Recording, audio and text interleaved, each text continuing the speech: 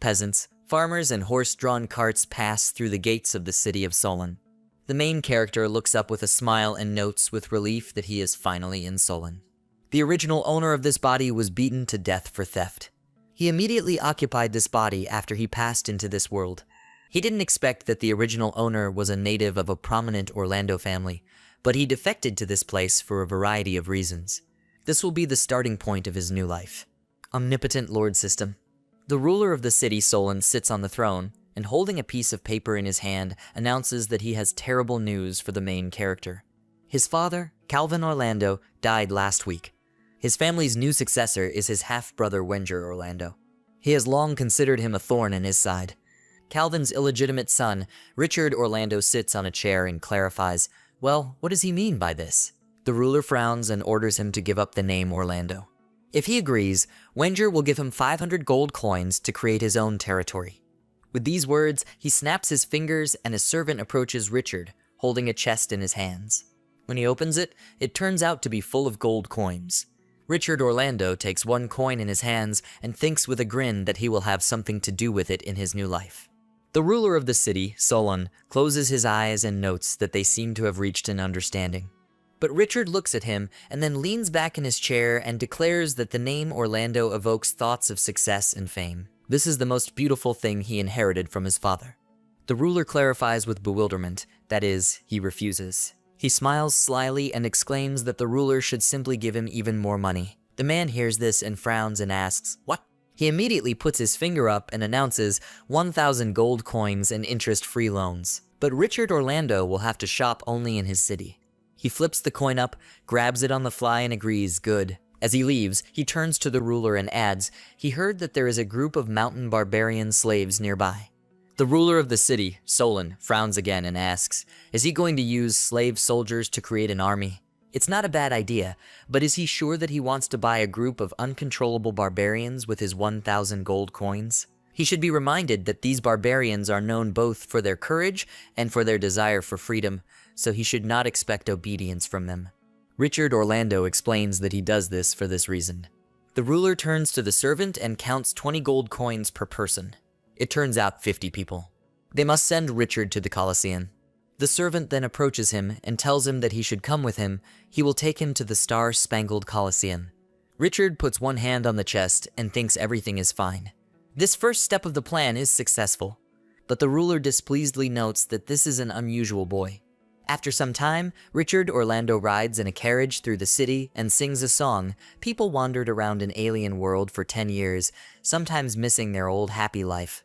The servant who sits opposite him asks with interest what song he is humming. But he looks out the window and briefly answers, nothing special, it's just a song from his hometown. Richard remembers that after the original owner of the body was beaten to death, he took over his body and received the Lord System.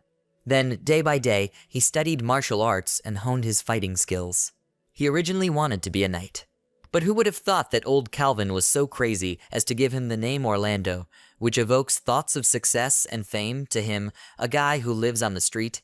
Fortunately, he received permission to expand the territory, so he fled here. Otherwise, he would have been destroyed by people from the Orlando family. The cart stops and the servant announces that they are there. They arrived as if to an empty Colosseum, in the empty arena of which a red flag fluttered on a high pole. Richard says he heard that a group of fit barbarian slaves were recently brought here. A short woman in a blue dress approaches them and says with a smile, so it is. But who is he?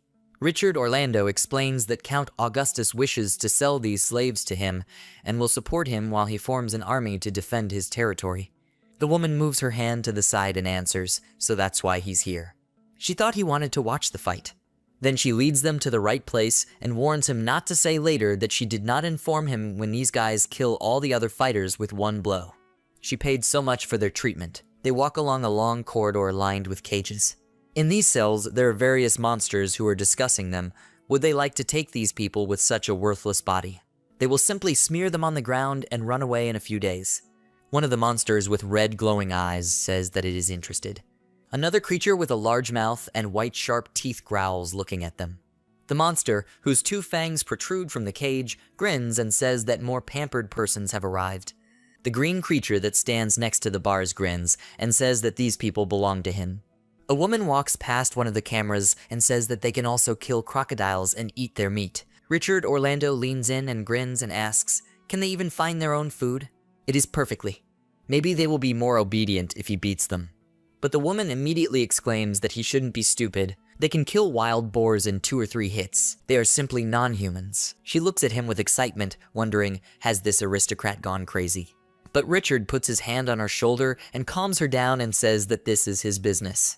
He understands that it is better to say that the stronger the barbarians, the greater their chance of meeting his expectations. Moreover, he has a trump card in the form of this system. The system window opens and shows that he is level 35. His strength is 45, agility 35, intelligence 11, charm 12. One-handed weapon proficiency is 281, two-handed weapon 277, double staff 55, bow and arrow 34, throw 41. His skills are Iron Bone 10, Heavy Attack 10, Shield 5, Riding 6, Management 2, Trading 2, Weaponry 8. Richard walks through the doors and firmly thinks that this is the result of 3 years of training. Today, he will finally show everyone his skills. When he enters the arena of the Colosseum, he sees many people ahead. He stands on a high platform and announces to the mountaineers that he has bought them all from Count Solon. But as he thinks, none of them will want to stay as a slave. So why don't they fight him? If they win, they will gain freedom. He then jumps down and adds that if they lose, they will fight for him. One of the mountaineers with a belt on his body and long hair comes forward and asks, is there a battle? They are the best in this business. The woman and the servant watch what is happening with excitement. The soldier comes forward and tells Richard not to cry when he loses. He introduces himself and says that his name is Russell. He is a mountain barbarian. Richard prepares for battle and also introduces himself as Richard of Pompey. The woman sees this and screams in bewilderment, this aristocrat will really fight with the barbarian. The scoundrel named Russell is the best among them. He killed many slaves. Fighting him will be more deadly than beneficial. The servant needs to convince him to stop as quickly as possible. But the guy calmly explains that his only task is to carry out the orders of the Count and bring his lord here. He has no right to govern Sir Richard's offspring. She hears this and realizes that she has worked here most of her life to end up in this position. If this aristocrat dies, then her arena will be cursed. The barbarians watch Richard warm up and mockingly say that this cannot be. This boy really chose Russell. With just a little effort, he will kill him. He must take it easy, otherwise there will be problems if this aristocrat dies. Russell towers over Richard Orlando and laughingly says that he will be merciless. He then starts running forward with an evil smile. They collide and he grabs Richard by the shoulders, pulls him by the collar, and with a loud cry, lifts him into the air and then throws him to the ground. He falls noisily and Russell sighs, rubbing his hands. He expected at least some kind of fun from someone like him, but Richard was defeated in a second. The barbarian with a long light beard remarks that since he even destroyed the earth, can the aristocrat survive? A woman watches this from the stands and asks at least someone to help him get up. Her arena will have to pay huge compensation. Suddenly, Richard grabs Russell by the ankle, who turns around wondering what is this. Richard Orlando stands up and looks at him, grinning. The woman screams in surprise, Sir is up. He clenches his fist tightly and explains that he was afraid that Russell would say that he was bullying him, so he let him start. With these words, he knocks him back to the ground and Russell screams in bewilderment. How can he be okay? He also thinks with bewilderment that he has never made a mistake, but Richard Orlando uses a power charm. He clenches his fist and fiery energy begins to emanate from it. Richard looks at this and notes that he has trained for many years using the Lord system. How can he just lose to someone with such poor skills? He then suggests that they continue. Russell won't have a chance this time. But he gets up and rushes at him, shouting that he is a real freak. Richard grabs his arm and throws him to the ground again. Then he puts his foot on his back and announces that he has won. Russell wonders how this could happen. What did he do now? They must repeat. He stands up and shouts that they must fight again. Richard Orlando looks at him and notes with surprise that it looks like he hasn't given up yet. But then they can fight one more time. The barbarians watch what is happening and wonder what. What happened just now? How could he beat Russell? Richard grabs him by the arm again and throws him to the ground from side to side several times. Then he stands in front of him and asks if he is giving up yet. Russell gets up, covered in bruises and contusions, and insists they have to do it again. He can still fight. One of the barbarians with a braided mustache exclaims that he should just give up already. He lost 10 times. Russell exclaims in bewilderment, 10 times already. But suddenly, a tall barbarian woman appears and announces that they must stop everything immediately. She pats one of the men on the head, and he addresses her as chief.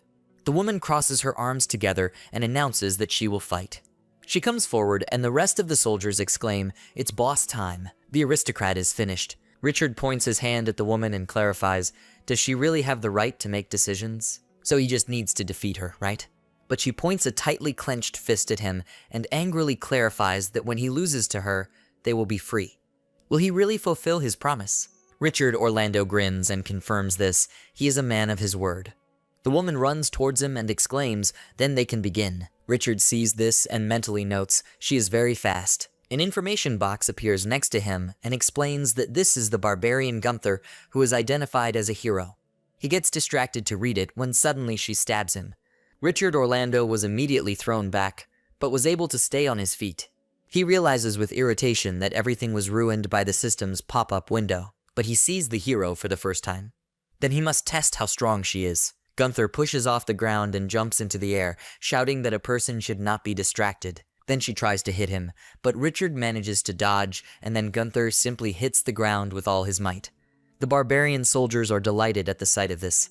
A woman watches this from the podium and exclaims in horror, "It can't be her arena." The servant also mentally notes that this barbarian chief is unexpectedly strong.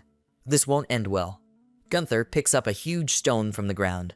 The barbarians see this and joyfully shout that the boss must kill him. No one stands in the way of the boss. She smiles evilly and exclaims, "Hit the stone." With these words, Gunther throws a stone and it flies straight at Richard. He doesn't have time to dodge and a huge stone falls right on him. A woman runs out into the arena and screams, "Everything is bad. This is the end. Gunther is killed." What will she do with her arena? The barbarians rejoice and shout joyfully, "Long live the boss." She gave them freedom. Their boss is great. Russell, with multiple bruises on his face, exclaims in disappointment that his abilities were not enough, although she has enormous and remarkable strength. But suddenly Richard's hand appears from under the stone and Gunther takes his leg back in bewilderment. He lifts the stone fully with one hand and, with glowing blue eyes, notes that it is good material. The soldiers see this and exclaim in shock, "Is he still alive? He's still holding on. He hasn't died yet." Gunther is shocked at first, but then grinningly exclaims, "This is interesting. They can continue." Richard Orlando adds, "But to be the chief of the barbarians, her brute strength is not enough. She couldn't beat him like that." Suddenly Gunther appears behind him and annoyedly asks what. With these words, she throws an iron chain around his neck and, asking for forgiveness, throws him to the ground. She pulls the chain tight and announces that Richard has lost. He grabs the chain with both hands and realizes that she used the stone as a distraction after all. She is amazing. Suddenly, he breaks it off with ease and smiles. The barbarians see this and cannot believe what. Russell also screams in bewilderment, "How is this possible? These iron chains were forged by the best dwarven craftsmen. They were used to bind animals." Gunther looks at the broken chain and understands that they kept it in a desperate situation for so many years, and he just broke it with his bare hands. Richard Orlando brushes off the dust from her clothes and notes that she is fast, strong, and uses a certain strategy. She is perfect for the subordinate role. Gunther gets angry and irritably asks, all this time he hasn't used his real power, and what kind of monster is he anyway? She then asks him that since they are both on the same battlefield, he should respect her and give his best. Otherwise, she will not obey him. Richard notes that she was shackled before, so she wasn't in the best condition either. Now the real fight begins. With these words, he tightly clenches his fist, from which fiery energy emanates and strikes Gunther with all his might. She immediately flies back, and he jumps up and lands on the ground. She is thrown back by the shock wave, and the barbarian soldiers scream in horror. This speed is incredible. He is faster than the boss. He is much stronger. Richard reaches out to Gunther and grabs her by the neck and throws her to the ground. She clenches her teeth tightly and realizes no, she can't move. Gunther tries to remove his hand from her neck and declares that she has lost. If he wants revenge for what happened before, then he can just do it. Richard Orlando looks at her in surprise, but she closes her eyes when suddenly a loud bang is heard.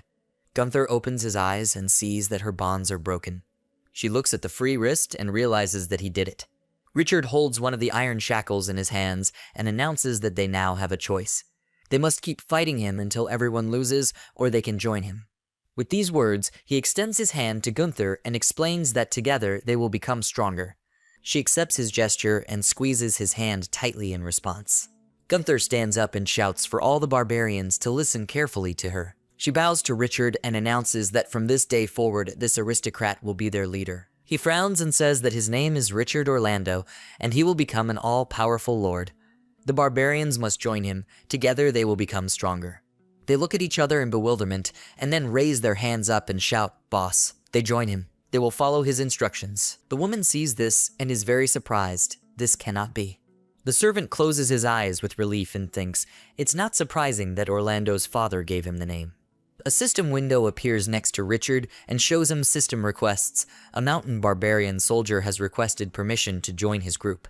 Another mountain barbarian soldier requested permission to join his group. Gunther requested permission to join his group. He reads it with a satisfied grin and presses the accept button. This is a wild world filled with chaos and blood. Here, countless ambitious people became lords and created a world of their own reality. The pioneer testimony is covered in blood. However, most of them died and left this world in despair. Richard Orlando leads a detachment of barbarians through the city and, looking ahead, notes that he, as a pioneer, cannot wait to begin the journey. He also thinks that now that he has barbarian soldiers, he has taken the first step in a new life. They approach one of the shops and Richard notes that now he needs to dress his army. When they go inside, the barbarian soldiers exclaim in delight, "Wow." Gunther wonders if the boss will buy them new clothes. The man holds a blue t-shirt in his hands and says that it is very beautiful. He wants it. But she crosses her arms and angrily replies that this t-shirt doesn't suit him at all.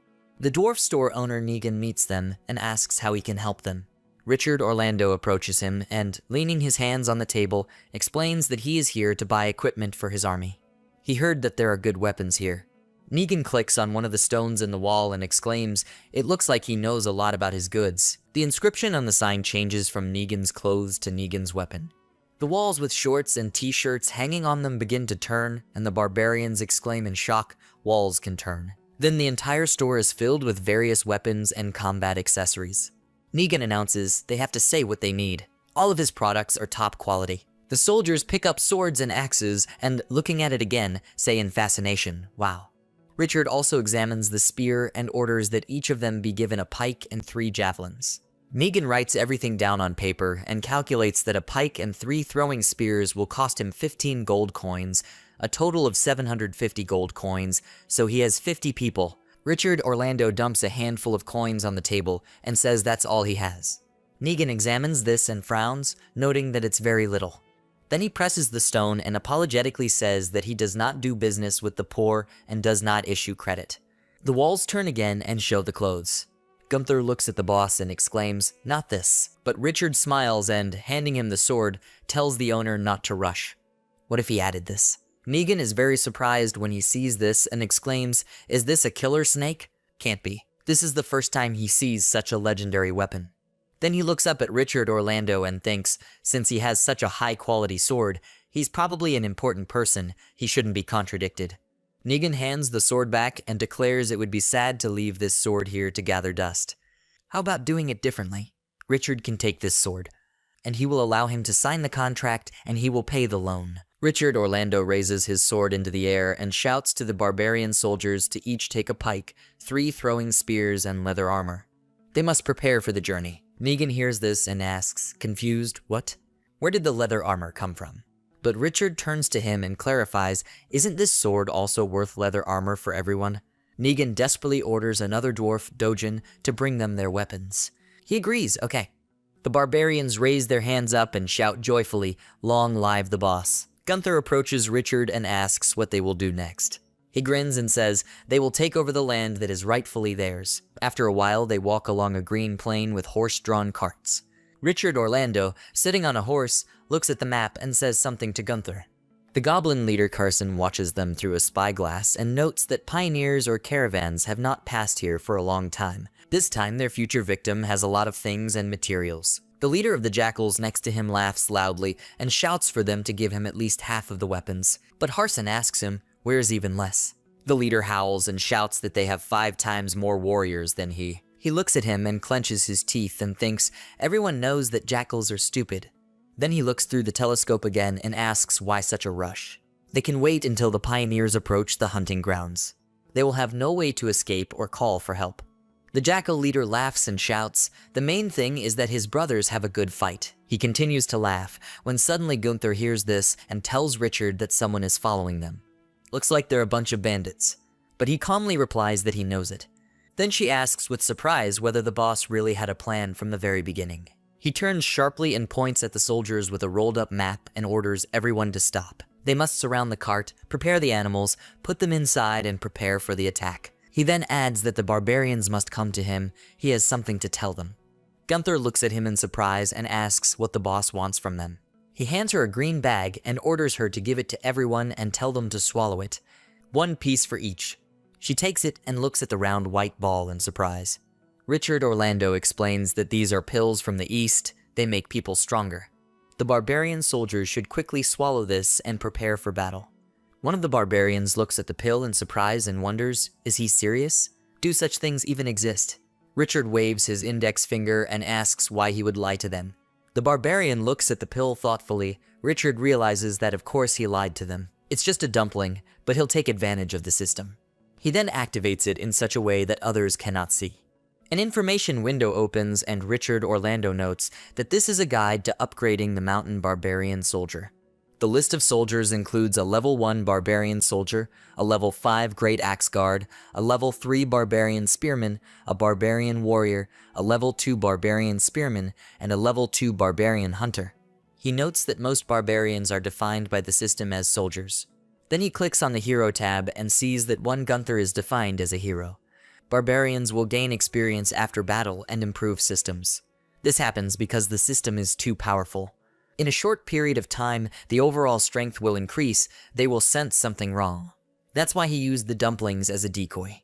With these words, he throws it up and exclaims, catching it, all the wars will feel the power of the magic pill. Harson watches them through a telescope and announces that the pioneers have stopped. The jackal chief howls that now these fools will die. Harson sharply hits him in the chest and exclaims what made him so happy. He asks, did they stop because they were scared? Harson smiles evilly and explains that because they were afraid of their strength and decided to just give up. But they don't care. They can move forward. They must take no prisoners. Richard Orlando waves his hand and, looking at the approaching creatures, shouts that the warriors should prepare for battle. They are coming. All the barbarians surround the carts and take fighting poses. The jackal chief rushes forward holding an axe and orders that those who want the weapon just take it away. They must destroy everyone. Trolls and goblins run forward, and in a whole crowd advance towards the pioneer detachment. Richard Orlando swings his spear and shouts that now they can begin. With these words, he throws the spear. It flies straight forward, surrounded by energy. The spear flies past the goblins and heads straight for Harson. But he fights it off with his armored hand, and the tip of the spear flies off to the side, piercing the head of one of the goblins. He notes that it was quite powerful, but still not threatening enough. They are several times greater than their strength. They have no choice but to give everything they have. Their squad can go on the attack. When he has pumped this up, the goblins begin to growl loudly and run forward. The barbarians are watching this, and someone is screaming in fear. It can't be. They are coming. Russell grits his teeth and explains, no matter how powerful they are, they can't defeat such a huge army. The jackals open their mouths wide with sharp teeth, when suddenly one of the barbarian soldiers hits one, and the monster's hard. A fight begins between them. The barbarians pierce the jackals with spears, and in return they kill them using their sharp teeth. The trolls throw the soldiers up, and the goblins surround them. Men shout that they are surrounded. Russell is also desperately fighting and screaming, "Those stupid dogs." He clenches his teeth tightly in anger. Some jackals are already tormenting one of the warriors, and one of the trolls grabs a man with his hand and then crushes him. Gunther sees this and frowns and shouts, what will the boss tell them to do? He sits on a cart and, peering into the distance, asks her to give him one spear. She gives it to him, but says that he won't be able to kill them all like that. Too many of them. He explains that there is no need to kill them all. They just need to find the right target. With these words, he looks forward intently, then runs his spear along the roof of the cart and swings it. At this point, fire appears and Gunther wonders, is there fire at the tip? Richard Orlando swings his weapon and kills one of the trolls.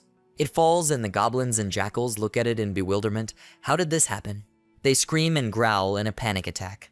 The jackals rush back and exclaim that they need to escape. This is impossible. How can you kill a troll with one spear? But Richard shouts at them not to run away. They must take care of the giant first. One of the barbarians triumphantly raises his hand up and loudly shouts that the boss killed the troll with one spear. They have nothing to fear. They can go on the attack. The soldiers rejoice and begin to resist. Russell kicks the jackal away and then shouts that they have to fight back. Suddenly, the leader of the jackals rushes towards him from behind. The man sees this, but thinks that this cannot be. He has no time to defend himself. Suddenly, the leader is pierced by a spear and he falls. The man looks at Richard and realizes that he saved him. He unsheathes his sword and shouts that the leader of these guys is dead. They have no strength left. Now they can kill them. When the Solid barbarians hear this, they immediately begin to actively fight. Gunther understands everything and says with a smile, it turns out that the boss was aiming at their leader. So he stood on the cart to get a better view. Richard Orlando announces that, as the saying goes, to catch the bandits, you must first catch their leader. He finished observing. He only had one guy left to finish off. Harson gets angry, green flames emanate from him, and, coming closer, he exclaims, what a bunch of losers. Isn't this an ordinary person? What has he already done? Richard stands on the cart and comments that he looks like a goblin chief. Did he plan this attack? He caught them in an ambush, but was not afraid that he would have to fight more powerful races. Harson asks in surprise other races. The nearest one is in a highland fortress a couple of miles to the east. It is easy to defend and difficult to besiege, but these kobolds don't have the courage to come out and steal his spoils of battle. Richard unsheathes his sword and thanks him for such detailed information. This will help them a lot. He's ashamed that he can't let Harson take their things, so he uses a killer snake. Harson growls in displeasure and prepares to strike, but Richard Orlando beats him to it and says that he will give him this sword. As soon as he says it, he kills him in one motion. The other goblins look at this in horror and scream, this is bad. Their leader is dead. This guy is just a monster. Suddenly Gunther gives the order to kill them. The barbarians immediately rush towards the goblins with a loud cry, who are even more frightened. An information window appears that shows an urgent system notification that the level 3 barbarian spearman has been promoted to the 4th level barbarian spearman. Richard looks at this with a satisfied smile. One of the soldiers looks at his hands and notes in surprise that he feels as if he is getting stronger. Another man with a mustache and a small beard grins. What? He feels it too. Do these pills really work? Behind them, a barbarian with a mohawk holds a sword and a spear in his hands and shouts that in general these bandits have a lot of all sorts of things. You can sell them and make a lot of money. One of the barbarians approaches Richard Orlando and says that they have subdued 2 trolls. Should they kill them? He thoughtfully replies that there is no need to kill them. One horse was killed, so now they will carry things. They are now Marshals Hang and Ha. Then Gunther approaches him and, holding a roll of paper in his hands, says that she found the Harson card. He unfolds it and looking at it says that it's not bad. Then he decisively looks ahead and announces that their next stop is a high mountain fortress. After some time, one of the goblins is dragging a cart in which Richard Orlando is sitting. He holds a map in his hands and turns around and notes that the troll is quite fast. At this rate, they will soon reach the high mountain fortress. He then opens the system panel, which says that he is level 36, strength 46, agility 35, intelligence 11, charisma 12. His proficiency with one-handed weapons is 281, two-handed weapons 277, dual staff 59, bow and arrow 34, throwing weapons 51. He has abilities such as steel agility 10, heavy attack 10, weapon proficiency 8, shield 5, riding 6, management 2, trade 2.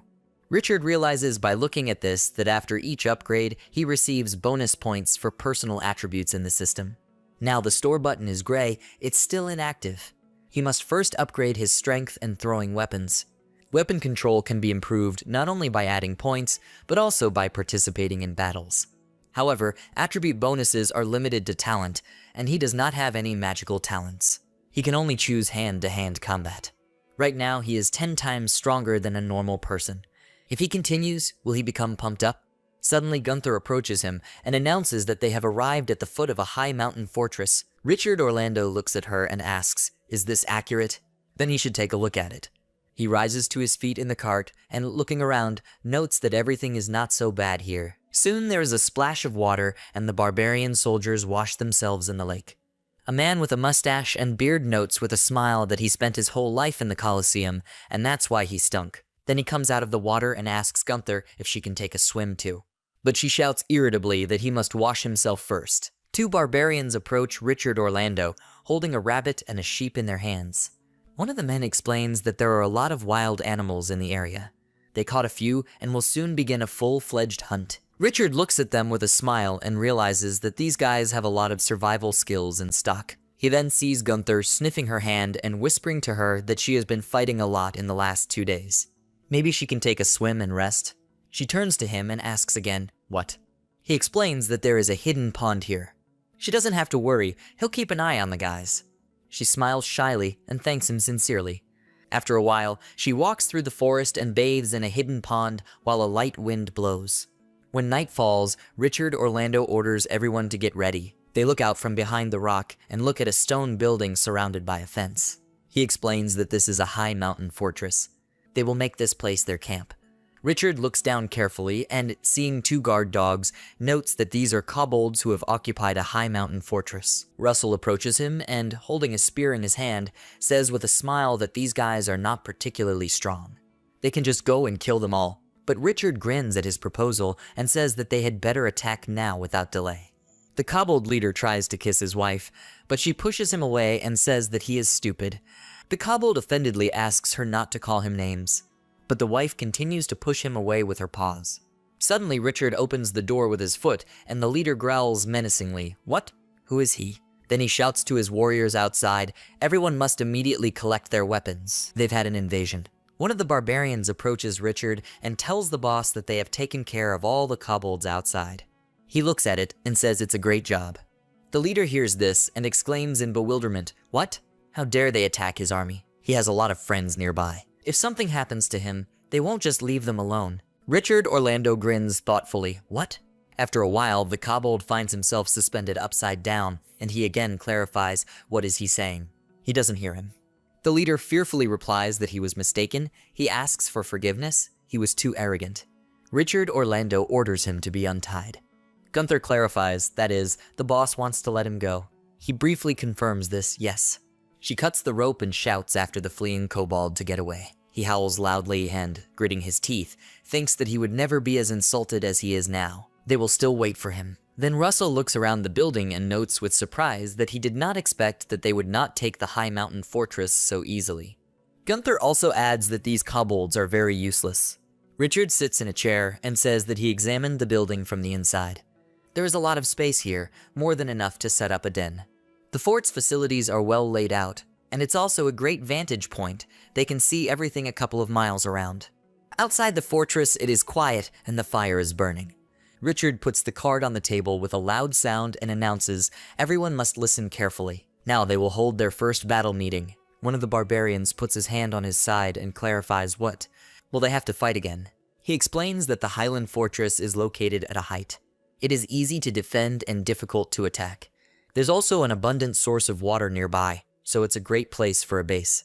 If this place was occupied by kobolds who have no strengths, it is likely that they actually have a large army nearby. Russell clarifies that they released their leader a couple of minutes ago. Doesn't that mean that they will have to answer for this in the future? What if he really brings an army? Richard Orlando reaches into his bag and explains that they've spent a lot of money on weapons and equipment, so it's time for them to get together and earn some coins. With these words, he takes out 1 gold coin and adds that it is better to attack them all at once than to kill them one by one. Richard throws it into the air and drops it onto the table, announcing that they will simply kill all the enemies in one fell swoop. Today's potato and bacon chowder is delicious. Gunther approached Richard and said, "Boss, so many days have passed. Why haven't these bandits done anything yet?" He sat at the table and ate food, saying back to her that she was too impatient. Haste will ruin everything. At this moment, one of the subordinate guys raised his hand and shouted, "Boss, he was right." Another subordinate pointed his finger towards the window and said that there was a combat unit nearby, and it looked like they were launching a sneak attack. Richard rose sharply from the table and said with a grin on his face, "Here comes the money. Everyone must prepare for battle." After some time, several tents were set up in a clearing near the pond. Richard looked into the distance through binoculars and said, "They decided to sleep during the sneak attack." He began to think that these must be the goblins the kobold had called. Great, just take this opportunity to establish his dominance over the high mountain fortress. He climbed onto the stone and told his subordinates to listen to him because he would only take Gunther's detachment with him. The rest, along with the trolls, would guard the fortress. They agreed to him, and he offered to finish it quickly, to which Gunther said in response, "That's right, boss." Night fell, and a bright moon shone in the sky. The goblin was sleeping in the tents, when suddenly the Gunther's hand snuck inside, opening the curtain. One of the goblins noticed this, and was very frightened. But at that very moment, she brought her sword to this creature, and destroyed it, causing blood to splash from the goblin, and it screamed loudly. All the goblins woke up and jumped out of the tents, starting to fight with the attacking enemies. They screamed in pain and defeat. Richard looked at them from afar and thought, the Highland barbarians have excellent individual abilities, but their teamwork leaves much to be desired. The main problem is that they do not have proper training. Strength alone will not make them qualified soldiers. Gunther raised her hand into the air and shouted to her squad to stay in the confluence and destroy them in one motion, and at that moment Richard realized, looking at the system window, but now these barbarians have become elite soldiers, capable of organizing their forces. The system gave them more than just an increase in strength. One of the knights, standing with an arrogant expression on his face, said, "What a bunch of losers." At that moment, the ground shook under his feet. He got scared and shouted, "Was it really an earthquake?" Suddenly, there was an explosion, and the guy flew to the side like many stones. The goblin opened his mouth, from which streams of air came out, when suddenly he raised his head, and with a frightened expression on his face realized, is this really a Draco goblin? What a huge monster! This creature even has horns. The bald guys stood nearby and shouted to each other, "This goblin with dragon blood." What?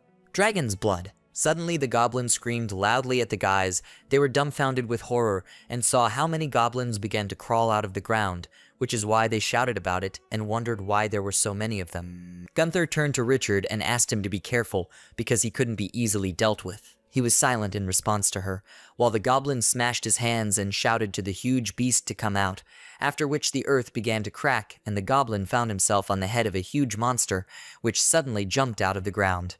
The guys screamed, "What a monster! This creature is incredibly huge." The goblin who was sitting on the monster said that they were just stupid losers. Let the dragon's blood punish them all. He grabbed his weapon, but suddenly Gunther began to quickly run towards him and shout to him to shut up. A moment later, her arrow hit the monster on the head and broke from the impact, which surprised her greatly, and she wondered what was happening. The goblin began to shout back at her, "Does she want to pierce the armor of his huge beast with this fragile stick? She should know her place, loser. She must know the power of the noble blood of the dragon." She clenched her teeth in anger and thought, "How terrible." At that moment, Richard appeared in front of her to protect her. He grabbed the monster's paw with huge claws with his hands to the side, after which he climbed right on top of the monster and screamed loudly. After his strong cry, the monster jumped up and fell to the ground in its pool of blood. The goblins looked at what was happening in bewilderment for some time, after which they suddenly screamed loudly. One of the knights wondered, looking into the distance, how strong he was. The goblin, trembling on the ground, raised his head and spoke with an uncertain expression in his tone. "This is impossible." Richard asked him, "Noble dragon blood." He grinned and asked again, maybe his honor is giving up. The goblin got angry at him and tried to grab his weapon, asking him the question, does he think this is enough?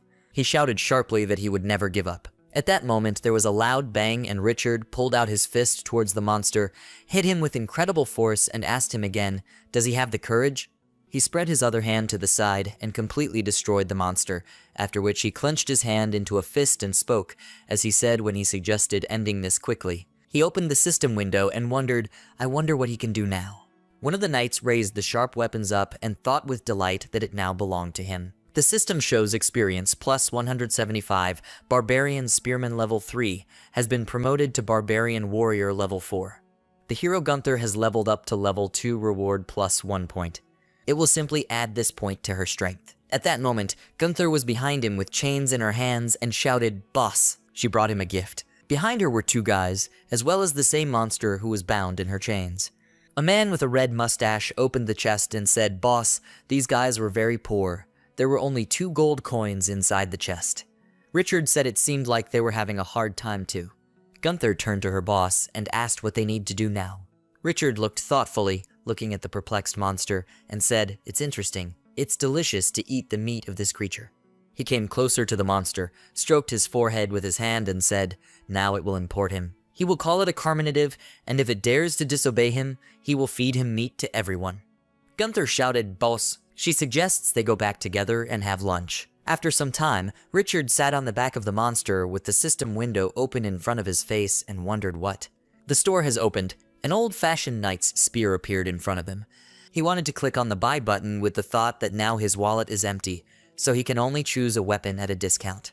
The purchase is complete. A spear sparkling with magic appeared in front of his face. He squeezed it in his hand and looked at it in surprise, after which he sat down and thought, so this is how it works. Gunther told him, "Boss, can he even use that kind of magic?" He said. There was some movement. One of the knights looked into the distance and said, something like a group of jackals who are engaged in robbery. Richard also looked at the gift thanks to his binoculars and said, yes, a rich caravan. It's not surprising that they brought jackals. Many people arrived on the field with chariots and horses who stood in a circle surrounded by jackals. Gunther looked into the distance through the telescope and asked the question, should they intervene? He replied, it looks like this is not an ordinary caravan. The first trading experience is very important for Lord Pioneer. Maybe they can help him with things in the future. At this moment, one of the jackals shouted to one old man to quickly hand over all the money because it was on their territory. They are from Voya Trading Company. If they harm them, the Imperial Army will not spare them. The old man put his hands out in front of him for protection, and the jackal continued to shout to him, Pompeian Empire. They are bandits. Does he think they're scared? The other jackals looked at each other and grinned at the Imperial Army's statement. The jackals decided to run to the attack, when suddenly one of the knights intercepted one such monster and shouted to the old man to run away from here. He rushed to run, but one of the jackals hit him right in the back. He was dumbfounded, fell to the ground, and said that he would give them the money and asks to spare them. The jackal clenched his teeth in anger and said, it's too late to ask for mercy. No one will save him. The old man's eyes widened with fear, and a bright ray of light appeared in front of him, when suddenly the jackal was pierced through and through with a huge sharp spear, which he himself was very surprised by. The old man grabbed his chest and looked in surprise into the face of the dying jackal, when suddenly the surrounding jackals opened their mouths in fear and looked into the distance. Richard rose to his feet and spoke, shielding his face from the light. The new spear works pretty well. Gunther pointed her hand into the distance and shouted to her subordinates, that's it, they must kill them. A group of guys approached the jackals and wondered, who are they? Richard leaned against a tree and said, these jackals are just a bunch of bandits, and this time he will only be an observer. Everyone must keep up. The jackal headed towards one of his subordinates. Gunther ran at incredible speed and told them to split into two fronts. Richard thought, of course, the barbarians are strong, but as a pioneer, he prefers a disciplined army. One of the men hit the jackal and shouted for everyone to attack together. After the attack, blood splashed out, and after some time, many of these animals were killed by guys with spears and various sharp objects in their hands. Richard continued to think, and this is what his army needed to win. Some jackals approached the people, and one of them asked a question, is he running away? After that, the jackal shouted to another jackal. He still didn't understand who they were. They destroyed the alliance between goblins, trolls, and jackals. They even easily conquered the kobold's territory. He was the one who appeared unexpectedly, the legendary noble lord of the wild lands. They suddenly stood up and began to run, shouting that they were cursed and they needed to run away as quickly as possible. Suddenly, the monsters suddenly flew into the sky and screamed in fear. The monster rose to its paws, causing many stones to fly off, and Richard began to think that this time his army would be able to finish off the jackals without his intervention. They are no longer the confused and distracted bunch they were in the past. One of the subordinates shouted to the boss that he had killed the last monster.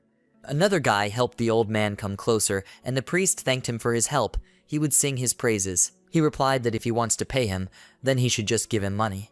The priest was dumbfounded. Suddenly, one of the girls spoke. Everything happened as expected from a greedy aristocrat. He really is an interesting person. This girl took a step towards Richard and said, hand on heart, that her name is Annie. She is a traitor. There was a knight standing next to her with one eye closed. His name was Rudo, and she asked if he was okay.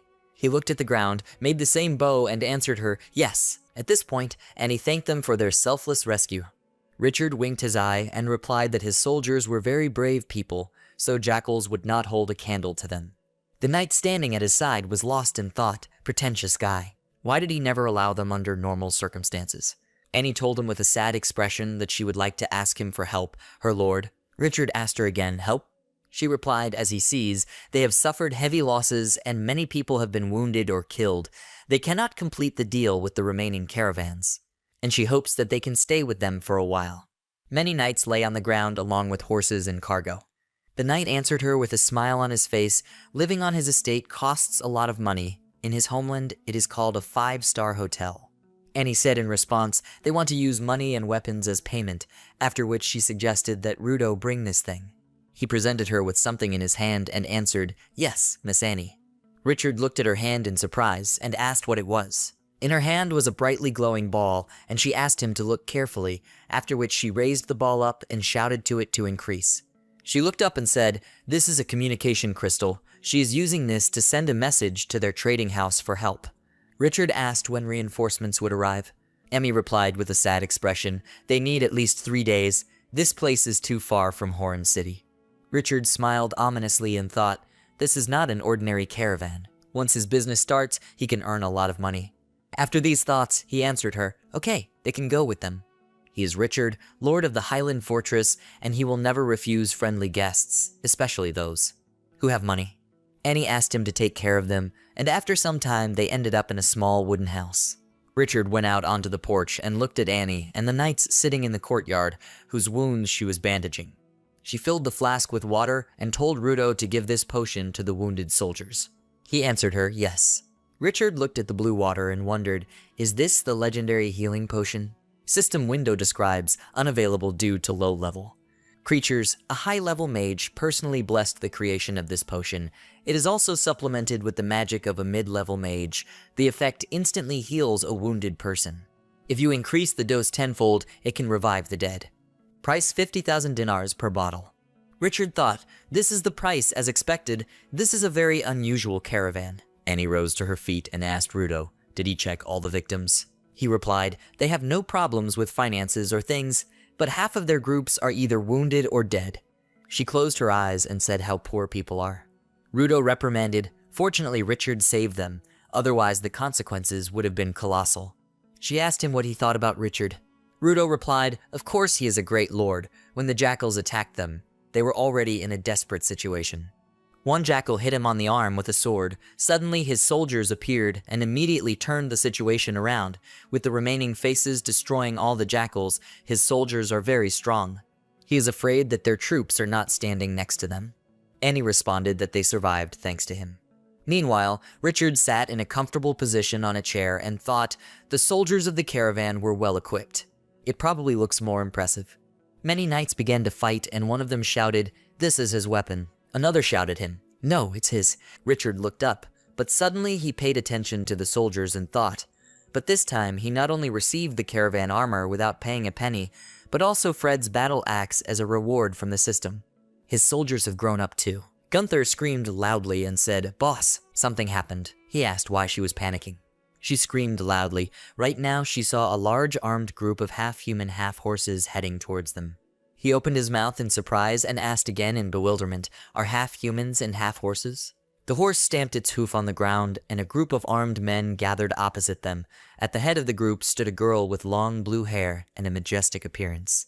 Many people gathered near the estate. It was the Storm clan, a girl named Heather. A spear flew towards her, and she was alerted by this, and when she looked into the distance, she saw many such spears that landed right in front of them. She wiped her face with her hands and said, what a powerful throw. They can keep coming. Richard asked with a smile on his face, are they ignoring his warning? After asking the question, he and his team raised his hand and once again threw a spear towards her team. Heather looked at this in fear, and moments later she was able to dodge the spears, after which she made a movement with her hand and stopped everyone, as she thought that it was too dangerous to act at such a distance. She picked up a piece of cloth, put it on a weapon stick, raised it up, and began to swing it. Gunther saw this spyglass and told Richard that this was a very smart centaur. Boss, it looks like they've given up. He looked towards the opponents and said that then they would meet with them. Their intentions are unclear, so don't remove the protection. One of the subordinates shouted, okay, boss. Yes. Richard approached the Heather and asked her to explain why she came here with her clan. She bowed to him, said her name, and said that she was the leader of the Storm clan. After that, she said that she came here with good intentions. Richard sheathed his sword and also said his name, saying that he was the Lord of the Highland Fortress. Heather shouted to him in surprise, "Is he the same invincible Richard of the martial arts competition in the southern province?" He asked her with a smile, "Does she know about him?" She replied, his reputation had spread quite far. Even the Storm clan, who live in the wilderness, heard about his achievements. He became embarrassed and told her that this was not a well-deserved reputation, when suddenly she showed him a tablet with hieroglyphs and said that they had come to tell him something important. He grabbed the wooden table, examined it, and asked again what was written here. "He can't read anything." Heather answered him, "Lord Richard, the locals want to create an army, and they sent her this invitation. The High Mountain Fortress used to belong to the kobolds, and since they are now forming an army..." But before she could finish speaking, Gunther got into the conversation and said, "The locals have always hated the conquerors, and she thinks that he understands what this means." Suddenly, Richard destroyed the tablet with one hand, crushing it, and said with an ominous expression on his face, "They want to recapture the High Mountain Fortress. That's right, they enlisted the help of shamans and sorcerers. Their powers cannot be underestimated. Then they want..." Heather sharply inserted her words into the conversation and replied, "Since they will face great difficulties, their clan offers him help." Richard asked again, "But why are they helping him and not them?" She replied, "The Storm clan once belonged to the Orc Kingdom. They never joined the locals and will not become bandits. They lived a quiet life, their people had good manners and an amazing culture of poetry and chronicles. Now they want to count on a powerful lord to bring back the glory days of their clan. Since the system receives their requests, it means that they really want to join." Richard opened the system window and saw an inscription near the image of Heather. Her race is a centaur, abilities are long and short bow, heavy machete, weaknesses are fear of fire. He said, "These centaurs can fight from a distance." After some time, Richard entered the building and asked to meet the leader of the Storm clan, Heather. To be honest, she brought some pretty bad news. Annie was surprised and asked again, "Bad news?" He sat down in the chair and replied, "Yes, soon enough the kobolds and jackals would declare war on them again." She asked him with fear, "Lord Richard, how soon does he think it will be?" He replied with a thoughtful look that he had been thinking about it for at least 10 days. Everyone looked at each other, and Annie wondered what they should do. Gunther told her subordinate with a joyful expression on her face that there would be more casualties. Heather began to say, although the locals already have an army, this includes many different races. They have divided the work exactly and are preparing food for the army. They need at least 10 days to get here. Richard closed his eyes and said, "Although the enemy is strong, they have 10 days, and that's enough." He unfolded the map, placed it on the table, and said that he had already created a strategy to defeat the enemy. Gunther asked him again with hope, "Does he already have a plan? Can he tell it to them?" He grinned and told them not to worry, telling them that they would find out everything when the time came. After that, he turned to Annie, so that she could meet such a formidable enemy. He had a request. She replied that she could talk about it. He reached out to her and said that he wanted to borrow 500 gold coins from her. She replied that there was no problem, and if it helps, she will give him 500 gold. He bowed to her and said, "The High Mountain Fortress will always be grateful for her generosity." Night fell. Richard turned to the Heather and asked the question, "Centaurs are good with bow, aren't they?" She replied, "The Storm clan has the best archers." Richard opened the system window in front of him and saw many characteristics, and carefully examining it, he said, "It is very expensive. Equipping soldiers takes a lot of money." A purple bow weapon and a pointed arrow with a white feather appeared in his hand. He asked her to try this bow and arrow. Heather was surprised by what was happening and asked him again, "Does he use magic?" He replied, "It's just a little trick." She grabbed the bow in her hand, pulled out the arrows with the other, pulled the weapon, looked carefully into the distance, and fired a shot, after which the arrow flew straight to the target and crashed into the right place. Richard told her with a smile on his face, as expected, her technique was excellent. He also stood and thought that these centaurs would strengthen the remote defense of the High Mountain Fortress. Heather bowed and thanked him for this, saying that she had not used such a heavy bow for a long time. He laughed and said, "Tomorrow she can practice." At that moment, Rudo ran towards them in a breakdown and shouted, "Sir, something is wrong." He fell to his knee in front of him and shouted, "They found reinforcements for the caravan, but it looked like they were under attack." He turned towards the Heather and told her that they would go and find out what was the matter. Meanwhile, Annie examined the bodies of the dead knights and said with tears in her eyes what vile jackals killed them. 3 guys quickly arrived at the scene and shouted to her with scared expressions on their faces what happened. She turned to Richard and said that it seemed that all the reinforcements had been destroyed. He looked at the body of the dead guy and told her, "Miss Annie, the High Mountain Fortress is not safe now. so he suggests that she send the caravan back to the city of Solon. He looked at the soldier, who was pierced through with a spear, that they needed to take healthy soldiers and horses. Even if they met the jackals, they would quickly lose to them. She screamed back, no, she can't leave the wounded caravan members behind. They risked their lives to fight for her. He pulled a spear from the body of one of the dead and said that in such a dangerous situation, rent would be more expensive. What he sees is worth 2,000 gold coins. Annie lowered her gaze to the ground, responded to his statement with her silence, and then told him to do as he saw fit. Suddenly, Heather intervened in their conversation, who turned to Richard and said, "This spear is so rough and smells like Chinese pine. It looks like they forged this tip themselves." He examined the weapon in surprise and said, "It's hard to imagine that locals and savages could do such a thing." Annie turned towards Gunter and said, "Actually, there are a lot more savages than they think. There are many more powerful tribes in the very north. Large tribes include 1,000 adult soldiers, and they often fight over territory to strengthen the army. They forge their weapons. Their strength cannot compare with the local savages." Heather turned to Annie and asked a question.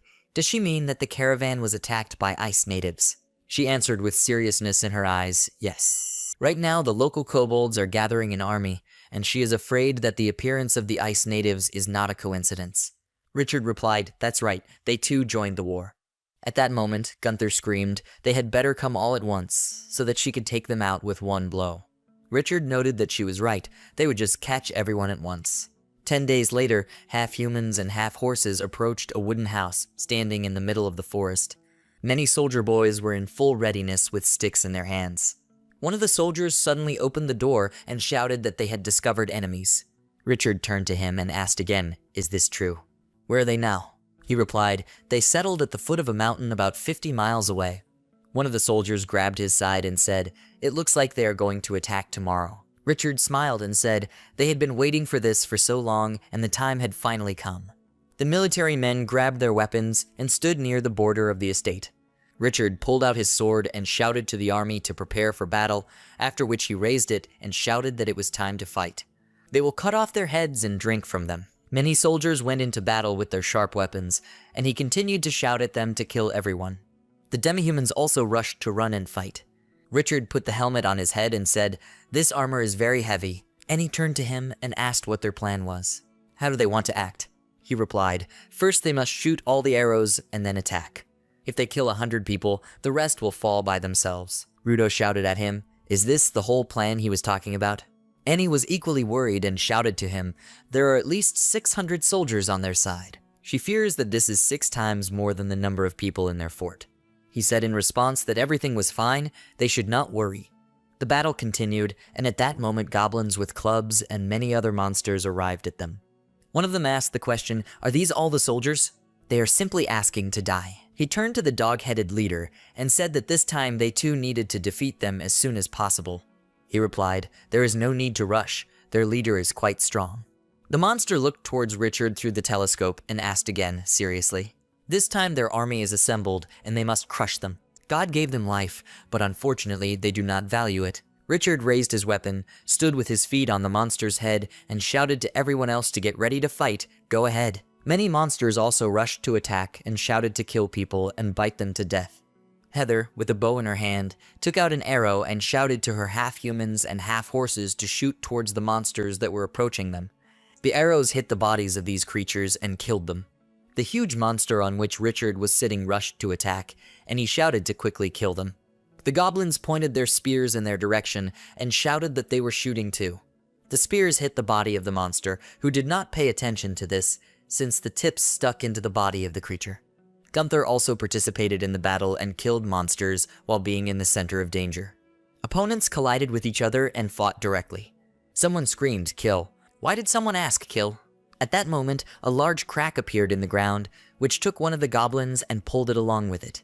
He found himself inside, and Richard, sitting on a huge beast, shouted, "Shui Fen, he has to show them how good he is." The monster made a high jump, after which it landed right on the monsters and scattered them everywhere. Richard jumped off and plunged his pitchfork into the body of one of the goblins. Another knight also fought the monster and shouted disrespectful wishes at him. Gunther swung her weapon and cut the goblin in two, continuing to shout for everyone to kill their opponents and leave no one alive. The beast attacked the rest of the monsters when suddenly the goblin jumped high that he caught up with Richard and shouted words of greeting to him, after which he shouted a turn and the goblin broke Richard's villas into two parts, because of which he flew to the ground, landed with alertness and said that these guys are pretty strong. Many goblins ran towards him, as did he with broken pitchforks. As they approached each other, Richard swung his weapon and stuck the villas into the goblin, piercing it right through. Meanwhile, Gunther was watching him, saying that Lord Richard was too strong, he was almost like a devil. One of the monsters, looking at the destroyed goblins through a telescope from afar, said that it was terrible. How is this even possible? Sorcerer, he must use his spell. He shouted back, yes, he must help them. At that moment, someone spread his hands over the fire and spoke a spell next to the standing guards. The girl opened her arms, grabbed the weapon, and created an incredibly high flame. The monster turned to the side and said with an ominous expression on his face that now they would all die. The dog barked, and at that moment Richard noticed something was wrong, which greatly alarmed him.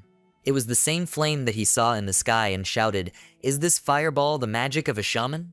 The shaman sent a fiery spear into the sky and created a fiery monster that began to threaten all the people and soldiers.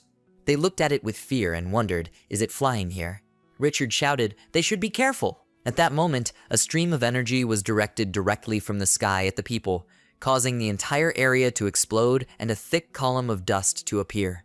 Richard swung his broken weapon and shouted, "It's so strong." All the people opened their mouths in surprise and ran away in fear from the bright glow of the flame. Richard realized that this shaman's spell was very strong. This was the first time he had gotten hurt. He needed to find a way to deal with her. She seemed to be controlling the fire with her cane. At that moment, Heather turned to him and asked him again, is he okay?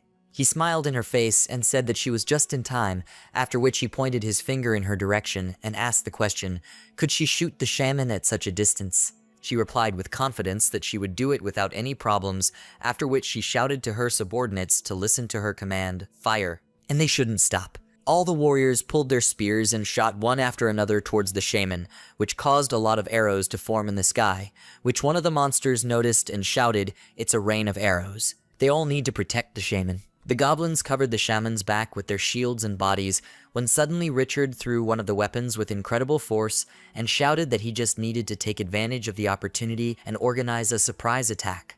The monster wolf turned to his subordinates and shouted to protect the shaman, and then everything will be fine, they can turn their defeat into. But before he could finish speaking, a spear appeared in front of his face, which is why he opened his mouth in surprise and the spear pierced straight into his chest. He was very scared and shouted, "What?" The surrounding goblins looked in his direction in surprise. He fell to the ground with a roar not far from the shaman, who also looked at him in surprise. The bright glow in the sky continued to emit rays of light, and suddenly many of them appeared, and they screamed, the fireball shattered. Many bright rays began to fall directly on the monsters from above. They tried to avoid the blow and scattered in different directions, shouting something very hot. Many goblins were destroyed and lay on the ground. Richard said loudly, friendly fire. The monster dog ran up to General Su Mulan and barked, after which he turned to the shaman and asked what he should do. She responded to his question with her silence, after which her whole body began to glow with a magical glow. Meanwhile, Richard looked at the destroyed monsters and said that it was time to clean up after himself, when suddenly he sharply turned his head to the side and looked questioningly into the distance. There were monsters there that were illuminated by magical light. He was greatly frightened by this. His eyes widened and he shouted, "This is blood magic." Many monsters stood up again and were aimed directly at them, after which they rushed to run into battle. Richard swung his sword and made a loud noise from the effort, after which, with several sharp and deft movements, he destroyed his opponent in small parts. Immediately a goblin appeared in front of his face, swung his club at him, and shouted loudly. He paused and looked up before making sharp movements again and destroying his opponents by cutting their body parts into small pieces. Thus, he broke through the crowd of goblins, and Gunther, who was approaching him from behind, screamed at the other monsters to die and destroyed them. Richard jumped high over the shaman and the dog and shouted that he had finally caught them, guys. The shaman backed away and the dog screamed, "It's all over." The shaman climbed onto the creature's back and Richard, taking off his helmet, asked them a question, and do they just want to run away? He threw the heavy helmet to the side and hit the dog's legs, causing it to fall to the ground, and the shaman found herself in the air for a moment and also fell to the ground right on her face, shouting that she was in great pain. Richard ran up to her trembling body and said that he had caught her, when suddenly she turned to him and looked into his eyes with a frightened expression on her face. He chuckled and noted that he had not thought at all that she would turn out to be a witch. When he took them in his arms, he turned to Gunter and asked what happened to Nat. She answered, touching the trembling body of one of the soldiers, "Boss, he has a very serious wound and needs a doctor." At the same moment, he threw the shaman to the floor. She screamed from the blow, and he said that she had killed many people, and he told her to save them. She looked away and replied that she was forced to do this, and there was no need to call her by anything other than her name, because her name was Model. Richard pointed his hand in her direction, and asked again with a menacing look, "Is she arguing with him?" She may not believe it, but he will make her suffer in every possible way. She shouted back that there is no need to do this because she will do everything. At this moment, she directed her hands towards the net and created magic circles, reciting a spell. He woke up abruptly, grabbed the ground with his hand, and groaned in pain. Those around them noted that the wound was healed, and this is very surprising. Modal reported that she was very tired. And those around him ran up to him and exclaimed in surprise that he was completely healthy, and it was as if the wound had never happened. Richard looked at the Modile and thought, she is not only strong in destruction, but can also heal people. Maybe they will need it in the high mountain fort. Gunther asked him a question, what will they do with the jackals and goblins? He asked again, will they bring people to clean up the battlefield? After which he shouted to the others to make everyone who survived slaves. They shouted back, "Boss." This time they have a big catch. He opened the system window with a smile on his face and grinned and said, "A lot." A notification from the system has appeared. The hero Russell has been upgraded to a first-class warrior with an axe and receives 2 stat points. The hero Net is pumped up to level 3 warriors. The hero Lippy is pumped up to level 2 warriors. He said in surprise that there were too many of them. Gunther turned to him again and asked, pointing to the Modile, what would they do to her? He grabbed the dog by the legs and asked him to take this and the kobold with him and find out where their base was. When night fell, Richard said that he divided the Heather leveling points between strength and speed.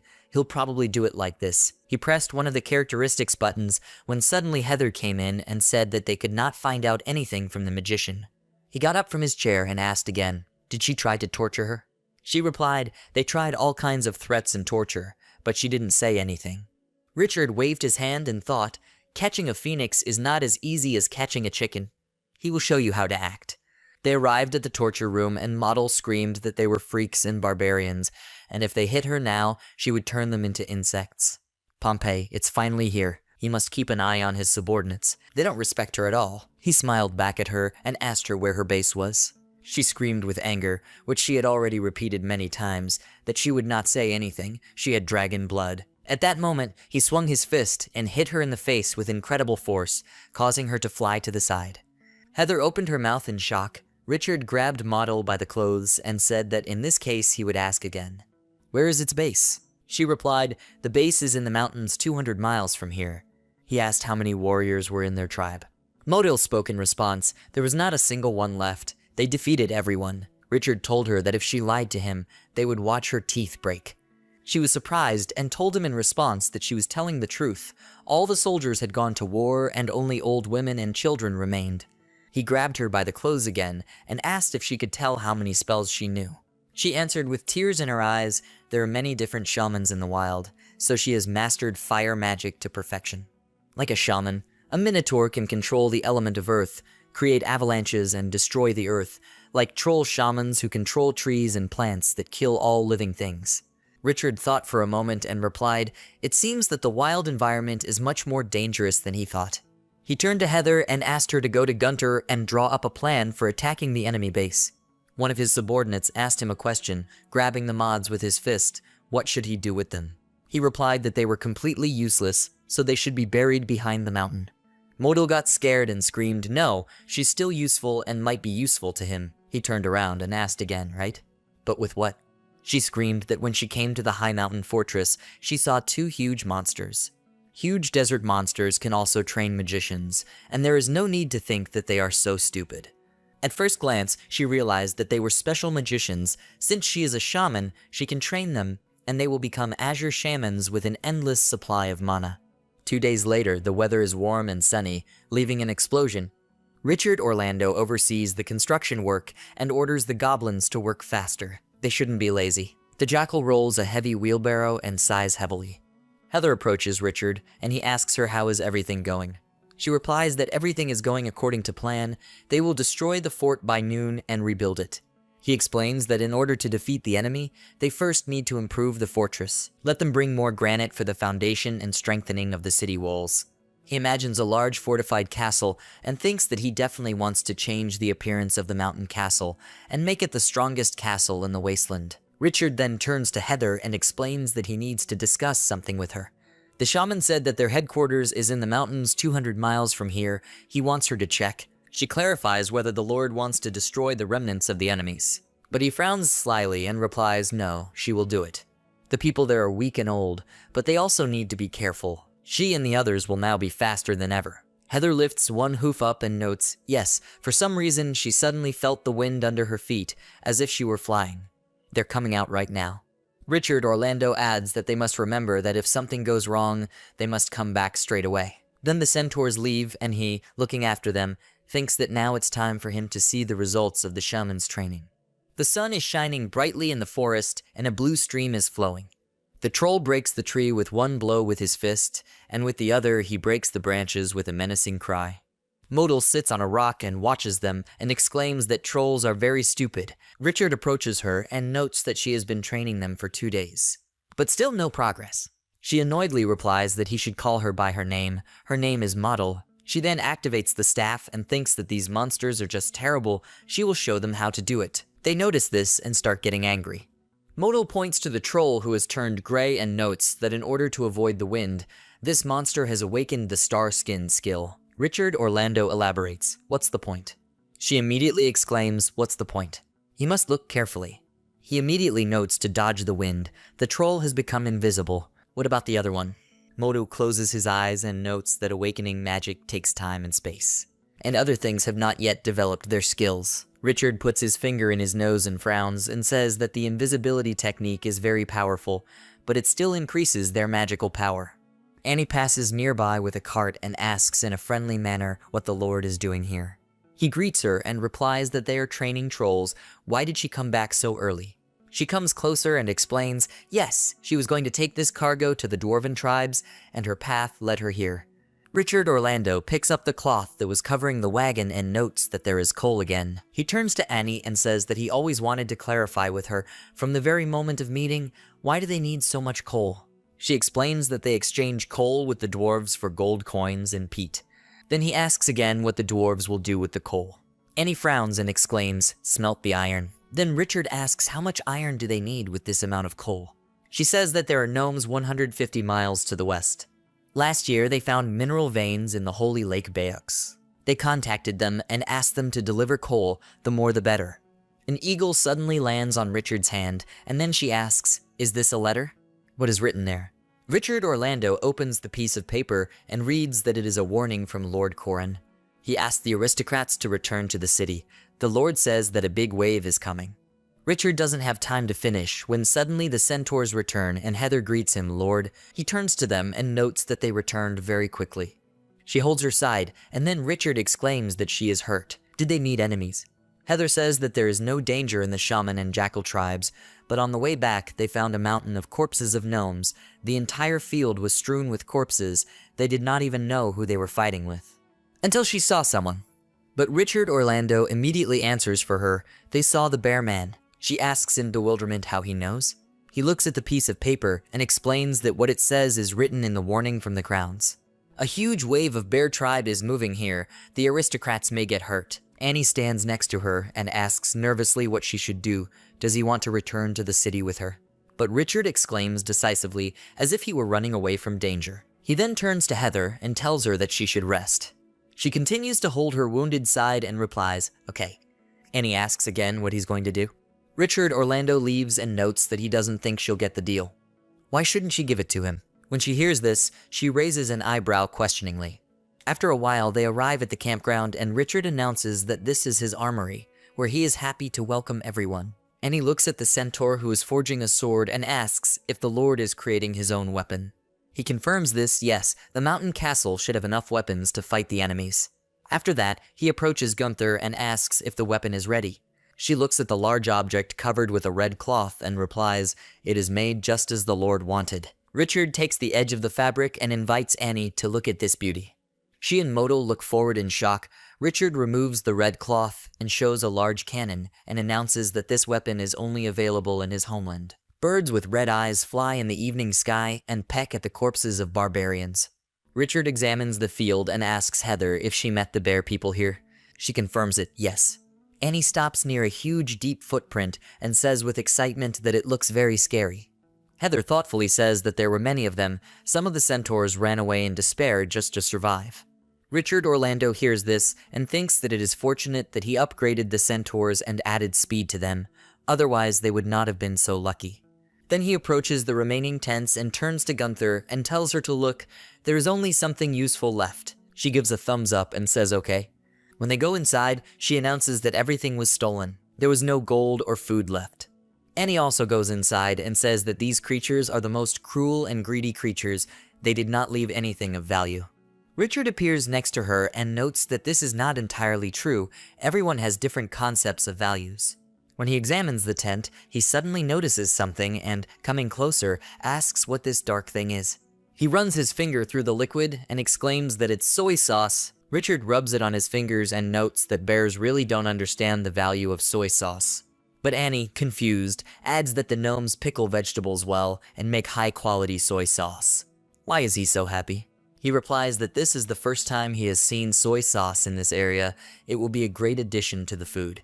He will open a restaurant in the city of Koron, feed the aristocrats with it, thus giving their fort more money. Annie looks at him and wonders with a sigh whether the Lord can handle the business. Then they leave the tent and Richard Orlando announces that since it is getting late, they will spend the night here. Rudo approaches him and asks if they are not here just to unravel the situation. He replies, of course, they are scouting, but they cannot return without seeing the enemy. After a while, the fire burns brightly and Annie turns to Richard and asks him to tell him what's on his mind. Now the army of bearmen is heading south towards the dwarves. They should stay on their side. But now he is resting. What is he thinking about? He sits near the fire and says that she should know why bears start wars.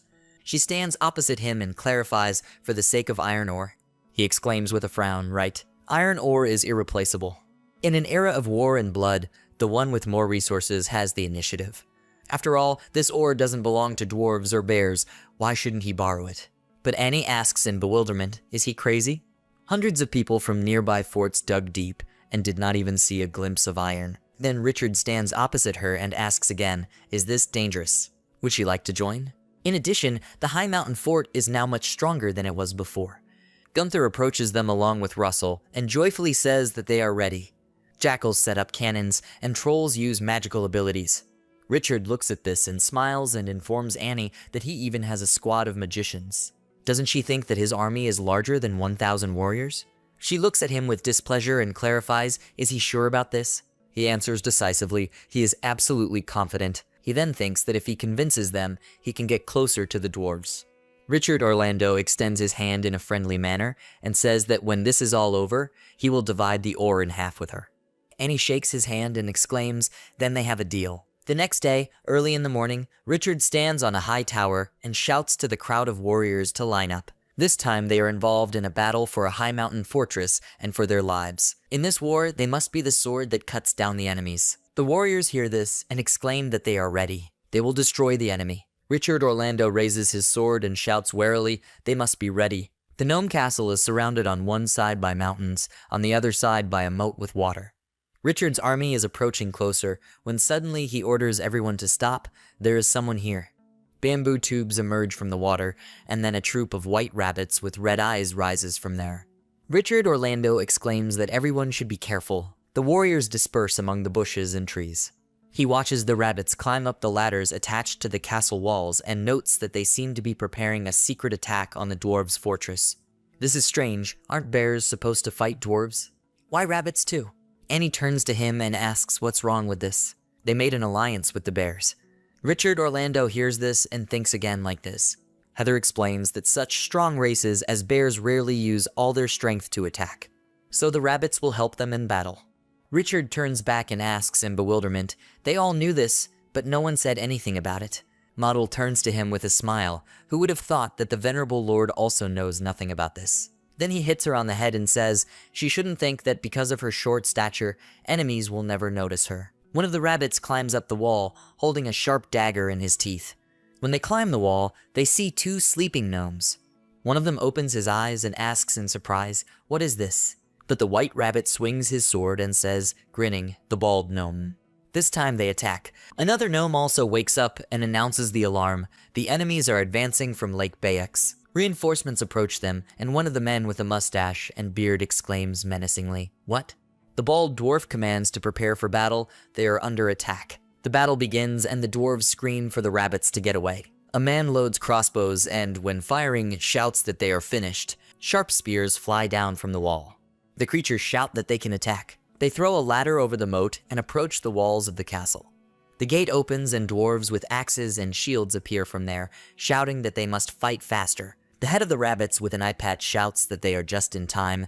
The soldiers must kill them. Suddenly there is an explosion, and he shouts in bewilderment, "What is this?" Richard stands next to the cannon, which has just fired, and announces that it is now their turn.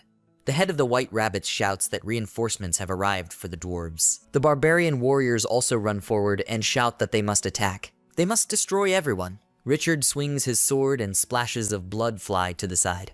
Gunther also fights desperately and shouts that the rabbits must die. Russell uses his hammer to knock the creatures back, shouting that these bunnies are stupid. Richard Orlando notes that they are very strong, and there are a lot of them. It's very risky. Suddenly, a bear's paw appears on the ground.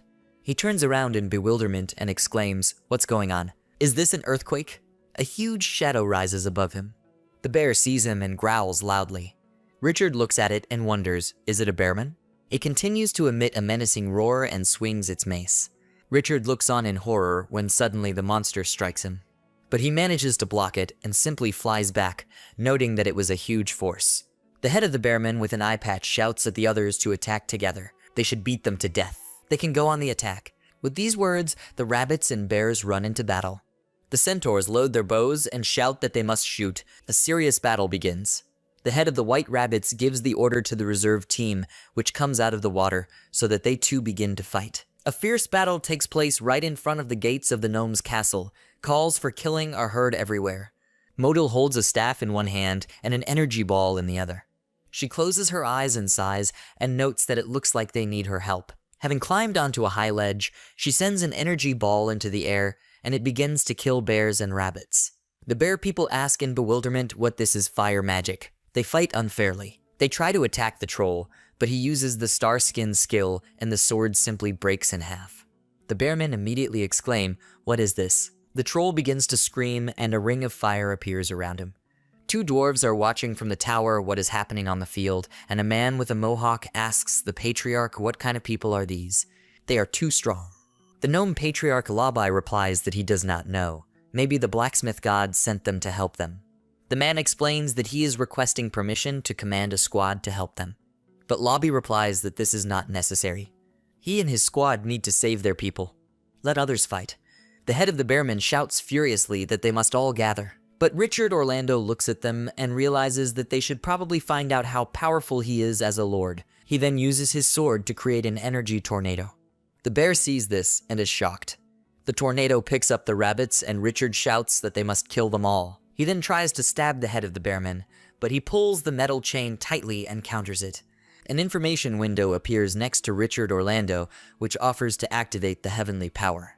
He immediately exclaims that he is going to activate it. Powerful energy immediately appears in his hand with the sword, and the head exclaims in bewilderment, "What is this?" But Richard cuts the creature in half in one motion. The information window announces that he has received 30 experience points and 2,000 dinars.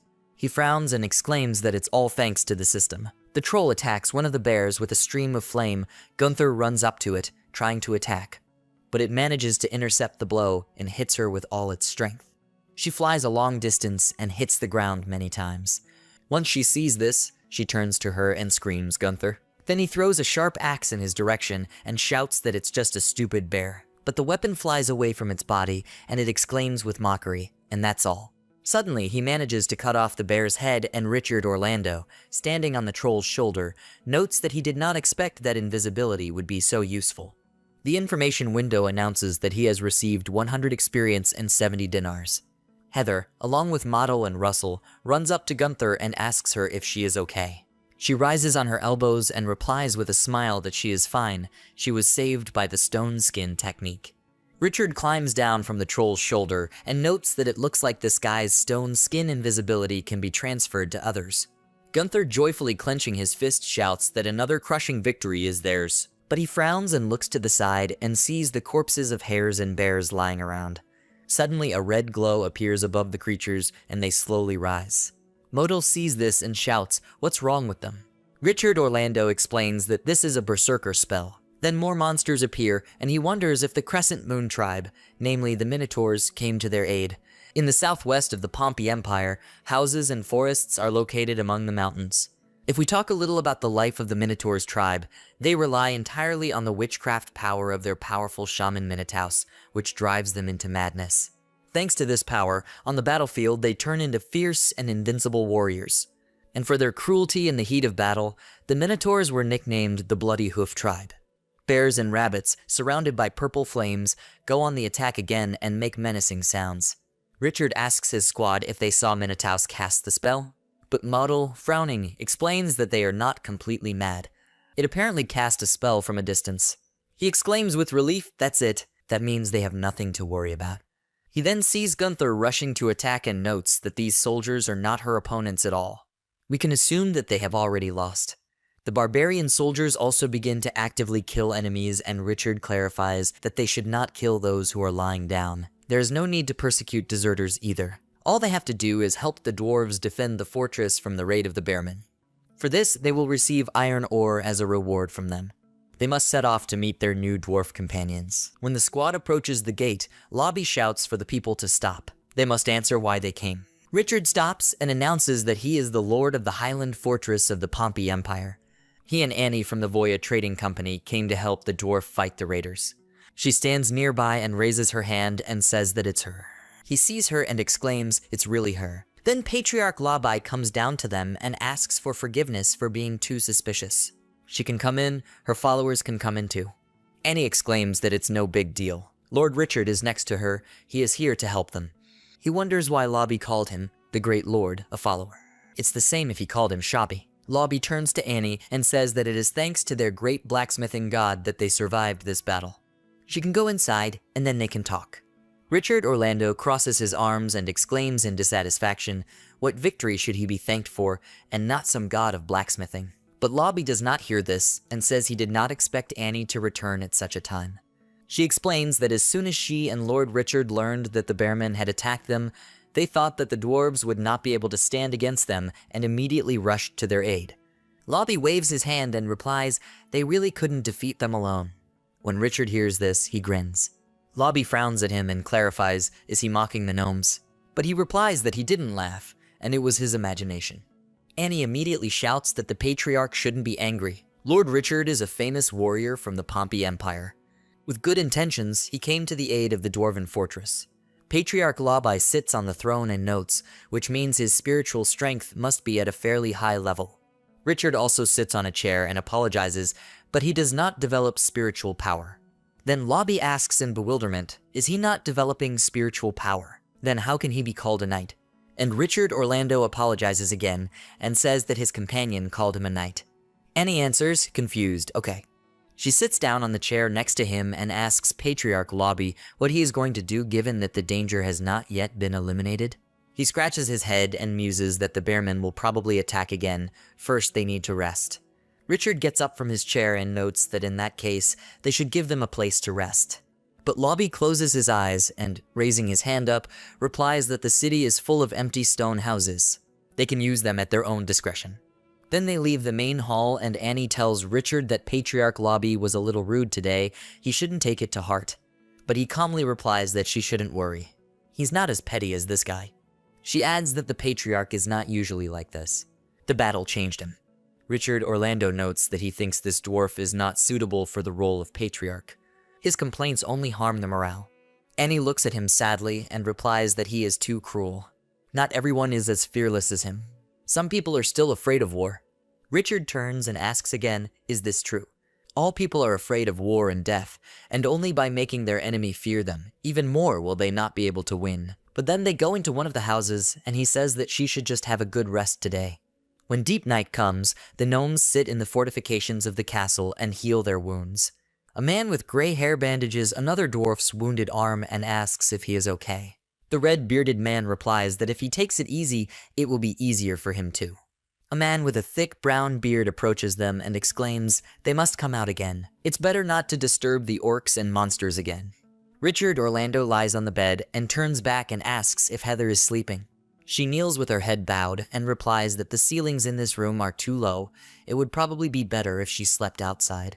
Suddenly, she raises her head in surprise and asks the question, "What is this? Is this an earthquake?" Richard also gets up in bed and irritably asks why the building is shaking so much. Is it really built that badly? But then he realizes that this is not an earthquake.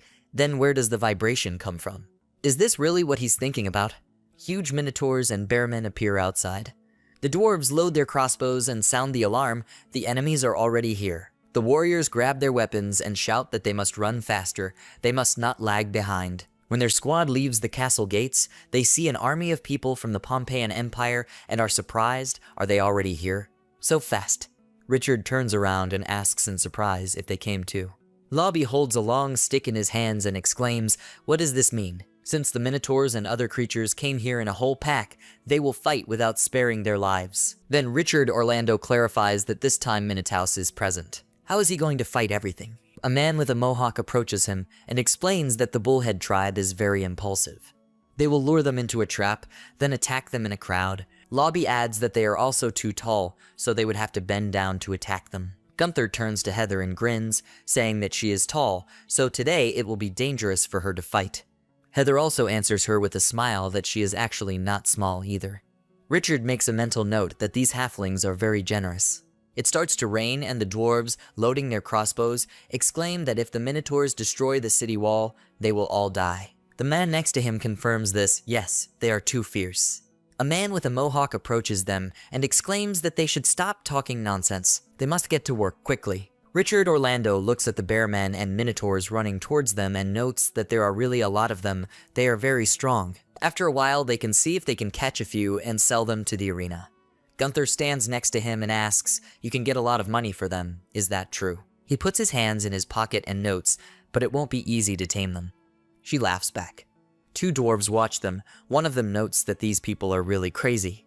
Lobby approaches Richard and clarifies that the Pompeians can attack their fire artillery. He explains that last time the fire attack only worked because the enemies weren't expecting it. Lobby then turns to Sendak and asks how many arrows they have for their crossbows. He replies that they only have 6 arrows. Then Patriarch Lobby asks again in bewilderment, 6? But they must shoot all the minotaurs. There is no other way. The bearmen advance, and the dwarves shout that they must go forward. They immediately begin to attack, and Minotaur grabs one of the dwarves. Lobby orders the crossbows to be loaded, and as he adjusts them, he says that they should aim better. The bearmen are approaching, and then he gives the order to shoot. Wars are fired, and all 6 arrows fly at the monsters at once. Some of them kill minotaurs, but the Minotaur does not pay any attention to this. He pierces one of the dwarves with his horns and throws it aside. Patriarch Lobby sees this and exclaims, "Finally." Gunther asks Richard, confused, what will they do if the dwarves can't cope? He agrees with her. It's true, crazy minotaurs are difficult opponents. But where is their squad of magicians? Where did Model go? Gunther explains that she tried to escape by taking advantage of the situation, but was caught. Russell and the other barbarian hold her hands while she desperately screams for them to let her go. Richard Orlando approaches Model and grabs her by the clothes and shouts. They have a strong enemy in front of them, and she decided to run away. But she, looking at him with big eyes, explains that the gnomes cannot defeat them. She is very scared. Then he announces that Minotaur has the magic of madness. She has the magic of bloodthirstiness. Why is she afraid? Lobby hears this and clarifies bloodlust magic. It is perfectly. He had to get her to use that spell quickly. Richard continues to hold Model by the clothes and explains that she tried to escape before the battle began, so it may believe that she has a duty. He then points his hand to the side and orders her to use the bloodthirst spell on the minotaurs as soon as possible. Patriarch Lobby hears this and asks in bewilderment, maybe he was mistaken. Why enchant minotaurs? Model also asks him, is he crazy? But Richard Orlando shouts that she just has to do as he says. She picks up a staff and begins to use magic and asks what will happen to the Minotaur if a bloodthirstiness spell is added to the madness spell, which increases combat power several times. Shouldn't that lower the madness power level? Magic begins to act on the Minotaur. Its muscles increase in size. Model screams that he is really crazy. Richard turns to her and yells at her not to stop and just casts the spell faster. She reads it and raises her hand up. A white stream of energy with a purple glow appears, which approaches the Minotaurs and attacks them. Minotaur falls to his knees and mucus flows from his nostrils. At the sight of this, the gnomes back away in horror and shout that they are very scared. Minotaur rises and spreads his arms to the sides as a red glow emanates from him. The warriors shout to each other to run and carry each other in their arms. Modil tearfully screams at Richard that he is a real psycho. Now they will definitely all die. But he grabs her by the collar and lifts her off the ground and asks why is she making so much noise. She should look around carefully. While he growls menacingly, he explains that the more strength the monster has, the greater the load on its heart. The power of madness, bloodthirstiness, the physical strength of minotaurs. However, this increases the load on the cardiovascular system several times, and at one moment this load will exceed the permissible limit. Suddenly the glow around the Minotaur turns red and black, and it falls on its back. Gunther furrows his eyebrows and notes that this is what she thinks. The information window notifies that Richard Orlando has received 600 experience and 800 gold. Lobby looks at the monster and exclaims, "How can this be? What's happening?" All the Minotaurs fall on their backs and die. He turns to Richard and asks, "What is this?" He explains that everything in this world obeys certain rules. Although these monsters are good in combat, they have a limit. Thanks to magic, the Minotaurs became so strong that their hearts could not withstand this pressure. So, we can say that the bloodthirstiness spell finished off these thugs.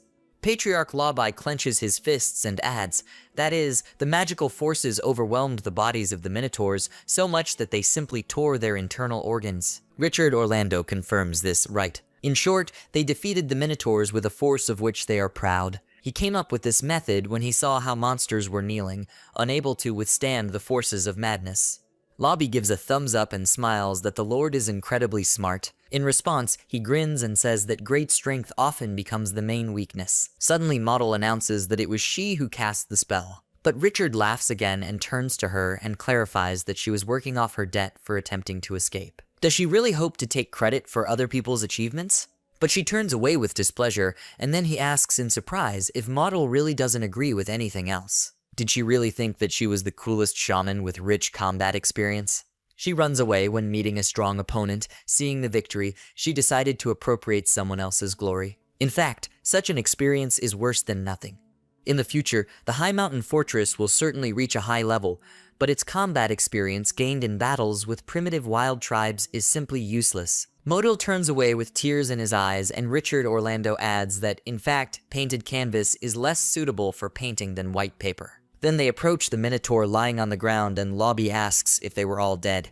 Richard replies that the internal bleeding should have killed them. What a pity, he was hoping to sell a couple of them for the battle arena. But when he thinks about it, he notes that the bearmen and Minotaurs fell one after another. Now they will probably calm down for a few days. However, after the calm, there is sure to be a storm. He thinks the dwarven castle is now in danger. He approaches one of the Minotaurs and, pulling out an arrow from his chest, turns to Patriarch Lobby. Are these arrows forged from iron, which is mined in their mine? He confirms this, that's right, crossbows too. Richard examines the arrowhead and realizes that with the system they are not afraid if the battle continues and the iron ore will sooner or later be theirs, but they will have to help the dwarves cope with difficulties. He then turns to Lobby again and notifies him that they need to make as many crossbow arrows as possible. They will need them in a future battle. He hears this and annoyedly replies, the fact is that arrows can be made, but with crossbows it will be difficult. Sendak approaches Richard and says that he wants to show him something. The light is on in the tower windows, and Richard Orlando asks Lobby that this rifle tower is quite low. He grins and says that he didn't just think that someday people would help them. Then they go inside the hall, and he, pointing to a large object covered with green cloth, explains that this is a new crossbow that they are now building. Then he takes the cloth and removes it and exclaims, now he can look at it. A large iron crossbow appears in front of Richard. Richard Orlando comes closer and touches it and asks, did they do this? Patriarch Lobby exclaims, of course. They have preserved several bronze engravings on which the secret of creating such crossbows remains. He just followed them. Richard continues to inspect the weapon and asks what range it has. Patriarch Lobby that this crossbow is capable of hitting an enemy at a distance of 500 to 800 steps. Richard hands him the shameful pipe and adds that if they use this scope, they will be able to shoot much further. The power of crossfire from 3 such crossbows will be simply incredible. He doesn't even know who can resist it. Lobby is silent at first, and then, holding a telescope in his hands, explains that in fact the problem is not in the range of the crossbow. Now the problem is in the bowstring. Richard Orlando clarifies with surprise bowstring. He explains that the strain of using an all-metal crossbow is too much, so the ram's wool bowstring that the dwarves often used in the past simply gives way and breaks. He wanted to try to make it from the giant Manaka leech, but unfortunately he was never able to buy it. Richard hears this and says without hesitation, it means they don't have a suitable bowstring. Now it's clear why the dwarves didn't use a crossbow in the last battle. Manaka leeches are very rare, elastic, and incredibly durable. If dried and processed, you can make a very strong bowstring. Then he asks again, Manaka leeches. This is a difficult task. But do dwarves have gold? Patriarch Labai asks again in surprise, gold? Could Richard sell them some Manaka leeches? But he apologizes and says that he doesn't have these leeches. He hears this and thinks with irritation, then why is he talking so much? He's a real fool. Richard Orlando opens the system window and notes, however, the centaurs use the sinews of the Komodo dragon as a string for their bows.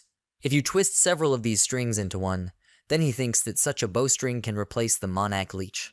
But he has no money at all, so for now he cannot help in any way. Lobby listens to him and thinks using Komodo dragon tendons instead of leeches is quite an interesting idea. He then announces that the dwarves previously sold iron ore and furs, so money is not a problem. Richard Orlando hears this and immediately clarifies, is it true? Then he should quickly carry everything they have. After some time, the dwarves are carrying a heavy chest and the man asks Commander Sendak why the Patriarch needed so much gold. He explains that the Patriarch said that he was going to buy a bowstring for a steel crossbow from Lord Richard.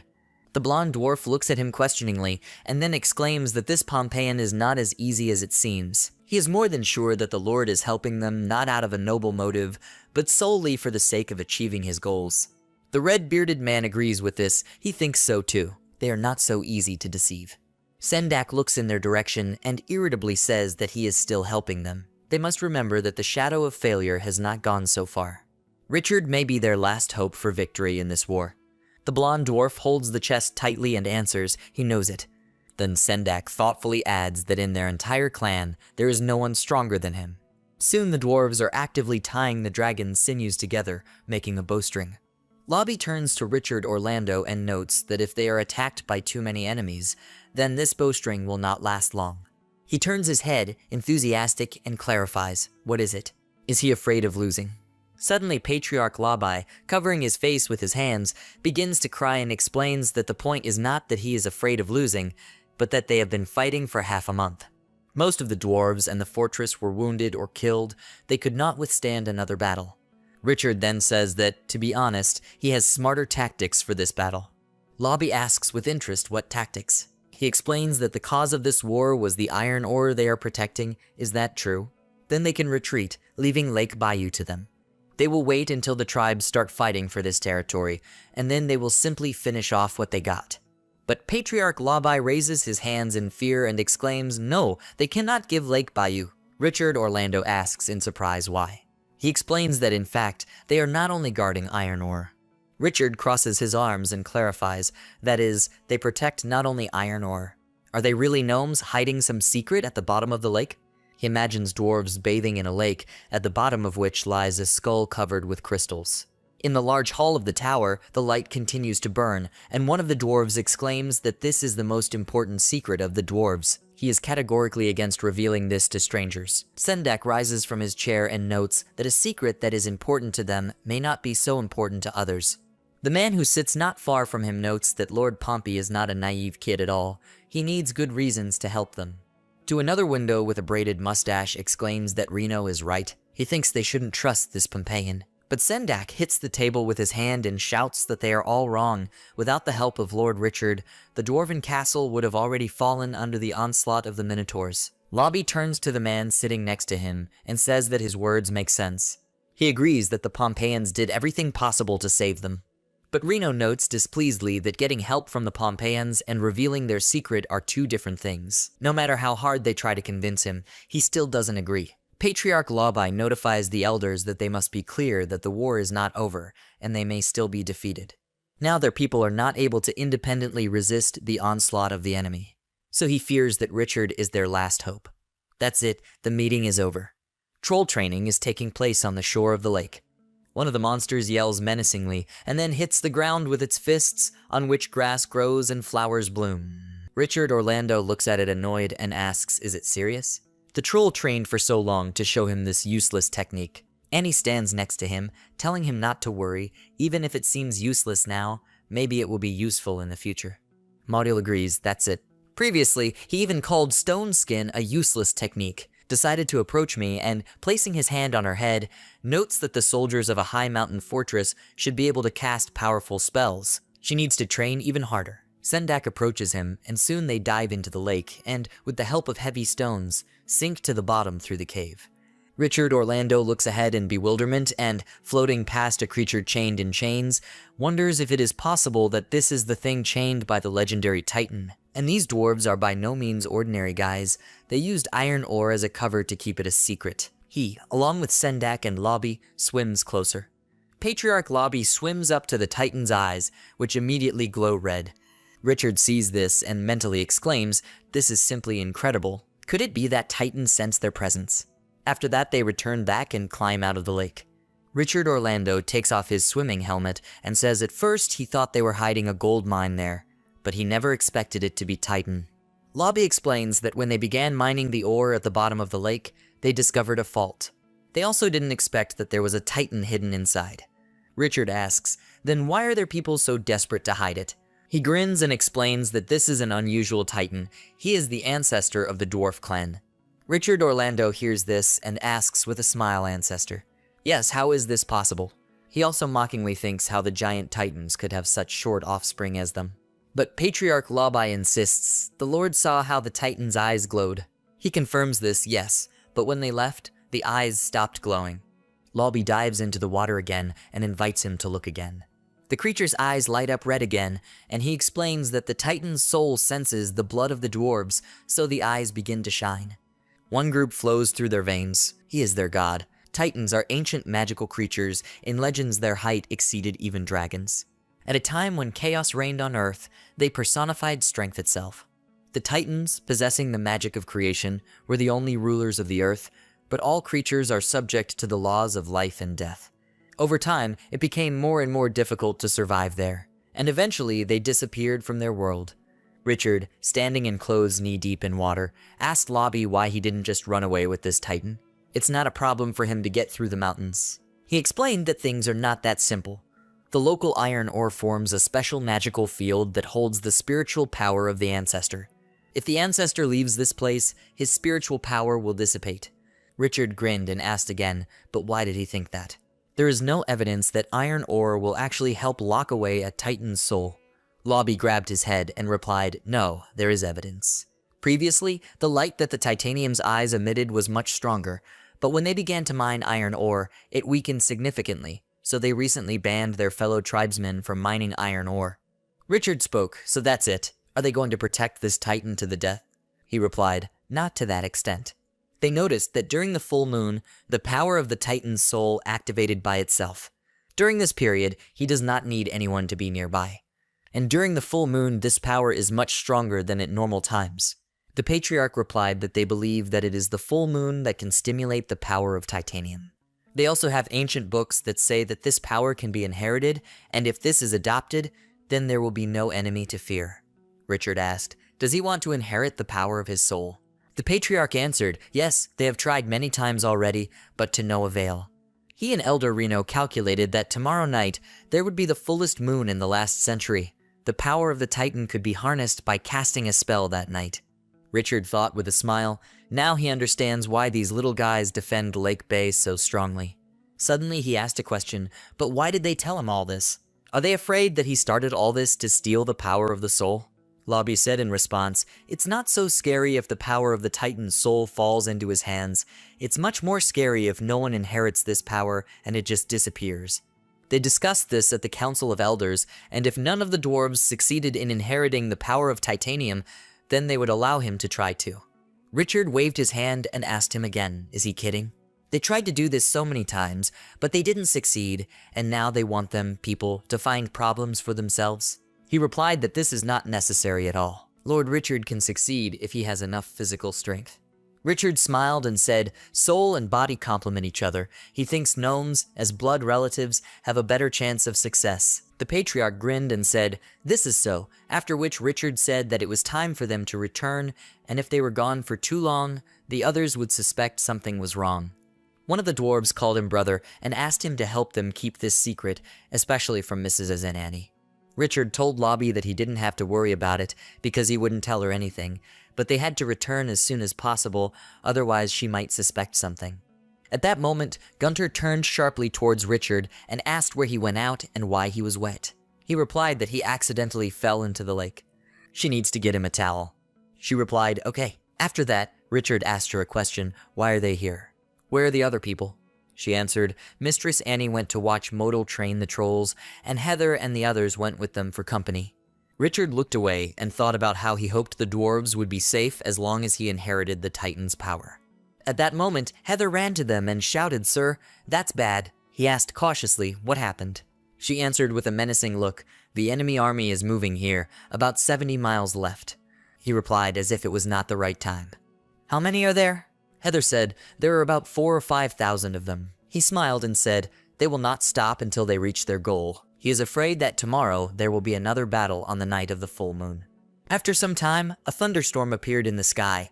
The knights climbed onto a high tower and created a loud sound with a pipe, shouting that they needed to act faster. They were preparing for battle and crowded together, holding shields in their hands.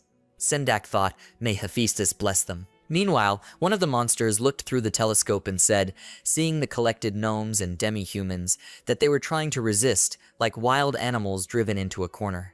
They must destroy the dwarven fortress before sunset. He sat back on his throne, after which his subordinate beasts shouted that they were listening to his majesty. He shouted to run to the attack and not spare anyone.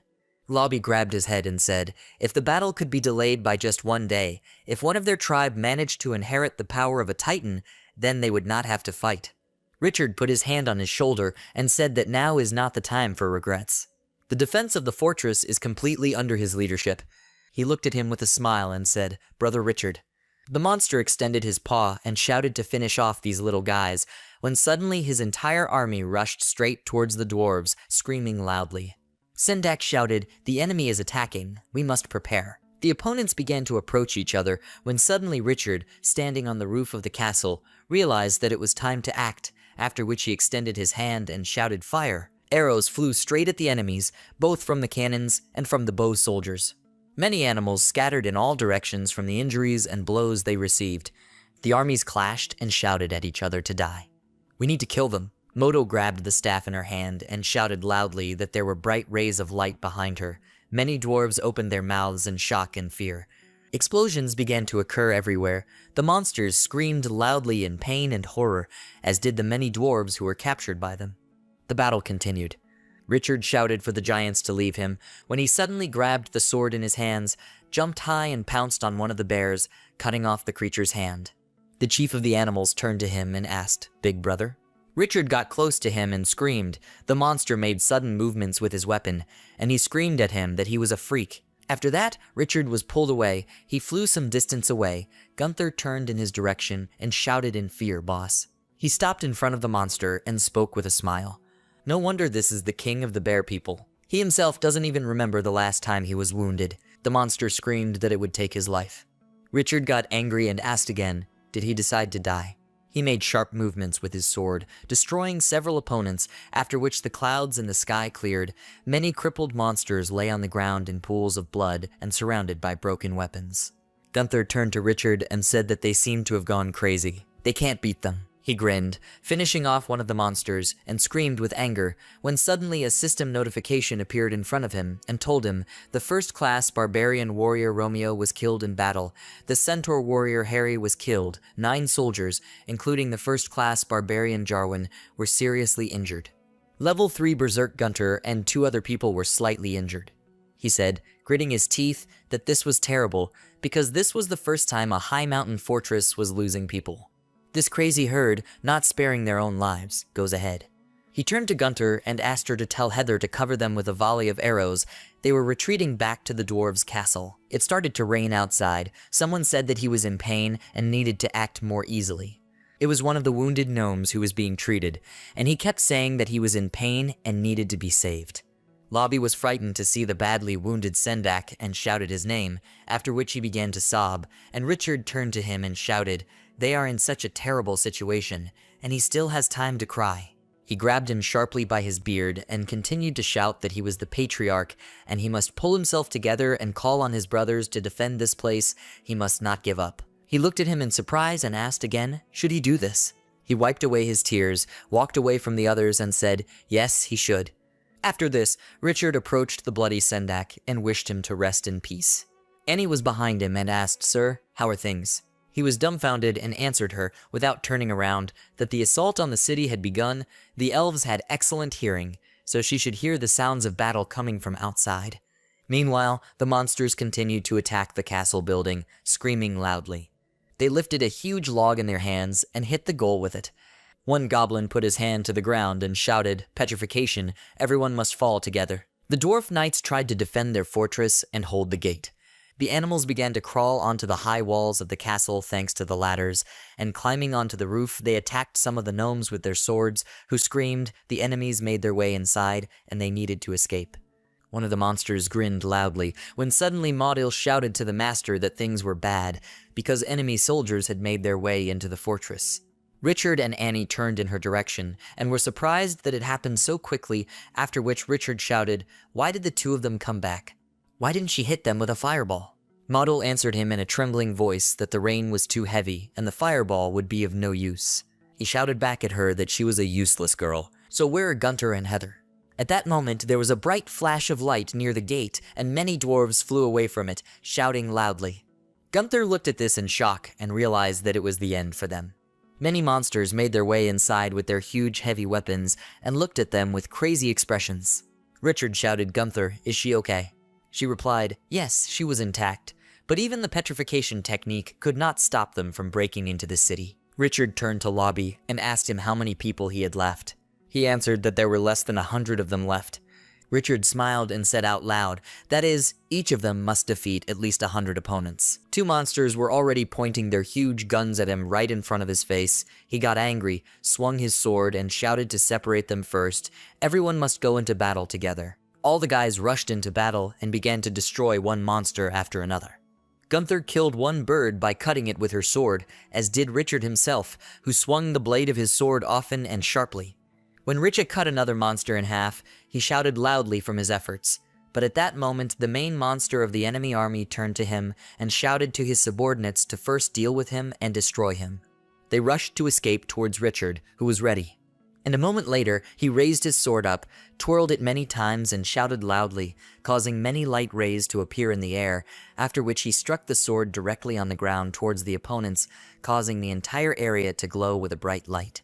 Gunther turned in his direction and shouted with a smile on her face. They were seriously fried. Richard stood up and said, "Today he will let them see the strength of their lord." Meanwhile, the monsters continued to fight with the gnomes and scream loudly.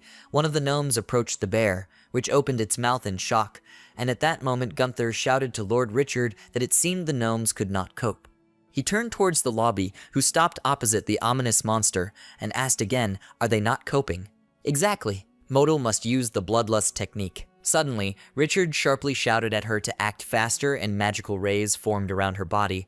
She raised her hand up and screamed loudly, after which the energy streams went straight into the eyes of the dwarves, who opened their mouths in surprise, and Richard screamed, enchanted to use all his powers without reserve. The dwarves were taken aback along with the goblin and stopped opposite their opponents. The hare ominously shouted to kill them. At that moment, he attacked one of the dwarves, who broke his sword into 2 parts. and the hare looked at him in fear, after which the dwarves attacked their squad and began to destroy one by one, shouting that they should all die. They hit them on the heads with sledgehammers, and moments later, many hares were destroyed by the dwarves. When the main monster noticed this, he shouted to the goat that they too should join the battle. It looked at him and answered, "Yes, sir." The goats rushed to attack, and Richard shouted to the goblin to block their path. The goblin suddenly touched the ground with his paw, shouting loudly. And at that moment, huge stems began to grow from the ground, which blocked the goats' path, and they wondered in surprise what was happening. Is the road now blocked? The main monster shouted that he was just a cunning freak. Richard smiled and said that everything was going great. Now the king of the bearmen was left alone. He jumped onto the goblin's shoulder and asked him to use the invisibility technique, after which he stood on top of his shoulder, and together they made their way through the stems. Suddenly, the main monster looked around questioningly when he heard from Richard that his life had come to an end. Richard pulled out his sword and menacingly pointed it straight at him in the stomach, piercing him through. The monster clenched his teeth in pain and then shouted loudly, "What's going on?" Richard and the goblin descended to the ground, and he said goodbye to him with a smile, and a moment later the monster fell to the ground, which was greatly surprised by his subordinate animals, who realized that their king was dead. They began to shout to their comrades that the king was dead, and they needed to run away from here, when suddenly the dwarves chased after them and shouted to them to die. The last animals from the crowd fell under their hands and were destroyed. Richard hissed with displeasure and said, as soon as the leader fell, they took off running like rats. They kept shouting that they needed to run away. After some time, night fell. In this fierce battle, the dwarven clan and Richard paid with the blood of their people to protect the dwarf stronghold, but for Richard this battle turned out to be very fruitful. He looked at the system window and saw that the first level barbarian Jarwin and 3 other people had moved to the second level barbarian Sigil, and 23 more people had moved to the third level. Third level Berserker Gunther and 4 other people moved to 1 level of Berserker Knight. The centaurs of the third level Heather and 2 more moved to the first level of Partisan Shooters. Centaurs are guards of the first level and 16 more promoted to the second level. The first stage Shaman model has been promoted to the middle stage. He spoke, the high mountain fortress rose to a new level. At that moment, a lobby approached him from behind, bowed and said, "Richard, good night." He smiled back at him, grinned and asked again. He was so casually dressed. "Where's he going?" He replied, did he really forget that today is the full moon? They are going to hold another ceremony for inheriting the power of a titan. Richard looked up at the sky and replied, sure enough, it completely slipped his mind. Lobby continued to say, although they had just experienced such a terrible battle, such a chance as today is extremely rare. They have selected the strongest fighters and are ready to try again. Today is the fullest moon of this century, and he hopes that luck will favor them, and they will finally be able to inherit the power of titanium. A bright moon appeared in the sky. The ritual of transferring the Titan's powers will take a lot of time, so first the caster must drain the lake. Richard ordered them to cast a spell. All the kings were in the water and swam closer to the monster. Rays of light were emitted through the water, and a moment later a monster half appeared from there, which Richard was happy about. He stood on land with his friends, took off the wet helmet from his head, and took a deep breath, after which he realized that the inheritance ceremony could begin. He ordered the candidates to take action. The creature began to approach the shore. The dwarves came closer to the water. Suddenly Richard was surprised and asked the lobby, who was waving a branch over his head, what he was doing. It looks like he's just shooing away flies. Model came up to him and said, nothing like that, and this is just a ritual for good luck, a useless thing. Richard looked back at her and asked a question, how trustworthy is this method of inheriting power? She answered, looking at the backs of the gnomes who were doing various movements, that she personally did not see this, but among the shamans they say that the experience of the older generation can be conveyed through dance. Richard stuck his finger up his nose and said with dissatisfaction, what kind of nonsense is this? If shamans had such a technique, would they then have to work all day long to improve their skills? She replied, of course, it is impossible to inherit everything, half at most. Richard grinned and said that made sense. If they only managed to get 10% of their ancestors' power, then they won't even be able to get that 10% of power in their entire lives. At that moment, the dwarf blew his horn loudly, and a circle of fire appeared on the ground in front of the monster's face, through which the dwarves began to jump, one of whom shouted to use the blood connection to appeal to the great titan. Richard asked, isn't it dangerous? Modal replied with a thoughtful expression on her face, there is such a thing. After all, it is not easy to squeeze the body of a dwarf into the soul of a titan. If the body is weak, it may simply explode. Good thing he's not one of the candidates. At that moment, the dwarf was dumbfounded and very frightened of something. It was a rustling from the creature, which moved and made a sound, but silence formed again. The dwarf shouted that the next one was entering the circle. Another dwarf knelt in front of the monster, receiving silence in response, as did many of the other knights. One of them spread his hands, hearing silence in response. Lobby grabbed his head and said that everyone had failed, when suddenly he opened his eyes, and there was a cry, "Oh great Titan!" He asks to have mercy on his descendants. The Titan again did not react in any way to what was happening. He fell to his knees and said, "This is the end," after which he approached Richard and asked him to try it too. Richard scratched his ear and replied, "He's not a dwarf, so he doesn't think it will work." Lobby asked him to do it again, when suddenly Richard waved his hand and replied that he didn't care. Since he asks so, he will try to do it. He sat down in the center of the magic circle, which immediately completely lit up with a bright light, and he asked in bewilderment how they were doing there. It seemed so. At that moment, a bright light explosion occurred under his body, which made him very frightened, and his mouth opened in surprise. The Titan opened his bright shining eyes and moved. Richard looked at him in bewilderment and wondered if he was moving. So it turns out that he is also a gnome. The monster's bright eyes looked at him, and everything began to glow with a bright flame. Richard backed away and shouted to the others to run away from here, because it seemed to him that the titanium was about to explode. The dwarves looked in his direction with bewilderment, and at that moment some kind of beast with shining eyes appeared inside the flame. The Titan's left eye begins to glow, and then cracks and breaks into pieces. Inside you can see a small silhouette with red eyes, which turns out to be a white, cute creature. It looks forward in surprise and squeaks. Richard Orlando looks at this in bewilderment and wonders what this thing has to do with titanium. Could it be that he was reborn into this? Reno and the dwarf behind him also see this and scream in horror. The ancestor must not rush. The main thing is that it doesn't fall. You can't let it get hurt. This is a descendant of the great Titan. Richard Orlando wipes his tears and sarcastically shouts that this is very touching. Modal stands nearby and, with a tired look, suggests that maybe this should be cooked and eaten so that the creature's powers will pass to them. The cute creature jumps off the Titan in several leaps, and the dwarves, seeing this, scream loudly with excitement.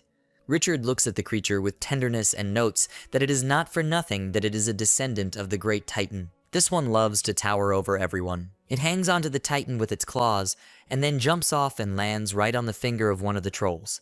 They look at it in fascination, and the creature squeaks in response. Richard Orlando suddenly grabs it and looks at the limbs and wonders, does this have membranes between the forearm and the ribs? It must be that with their help it can float. Suddenly Reno runs up to him along with another man, shouting for him to quickly give it to them. The animal begins to squeak displeasedly, and blue energy sparks appear around it. Richard exclaims at the sight of this, "It can't be. In that case, they can catch it." With these words, he throws the creature towards the gnomes, and an explosion occurs. It appears on the head of one of the dwarves, while they are all covered with abrasions, and their hair sticks out in different directions. Richard Orlando looks at them with a smile and exclaims, "This is not bad." Who would have thought that it had inherited the Titanic thunder technique? Suddenly, Lobby points his finger up and shouts for everyone to look at the Titan. It begins to explode and disintegrate into small pieces. One of the dwarves looks at this and, crying, says that this cannot happen to the body of a Titan. Patriarch Lobby notes with a frown that he has apparently completed his last mission.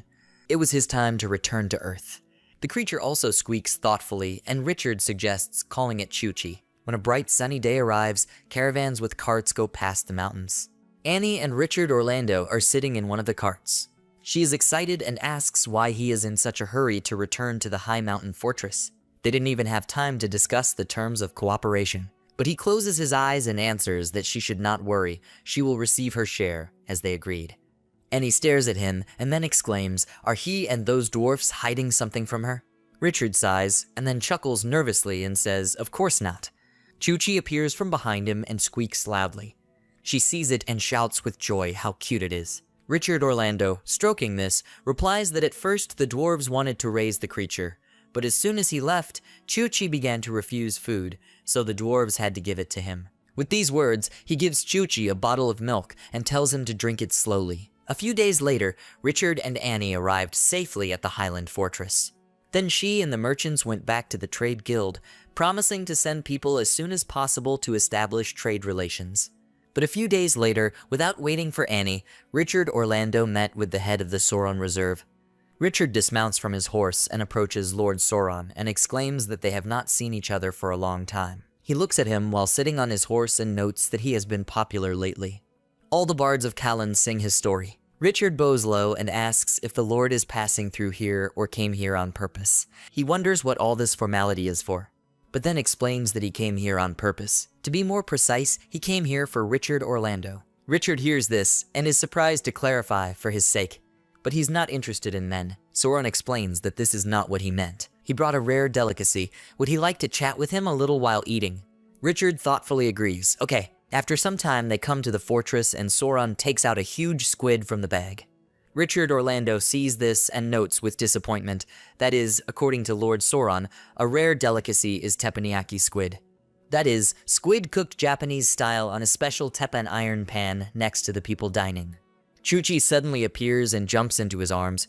He strokes it and asks with a smile, has it come to bother him again? But Chuchi hands him a nut, which Richard takes and eats, breaking the shell.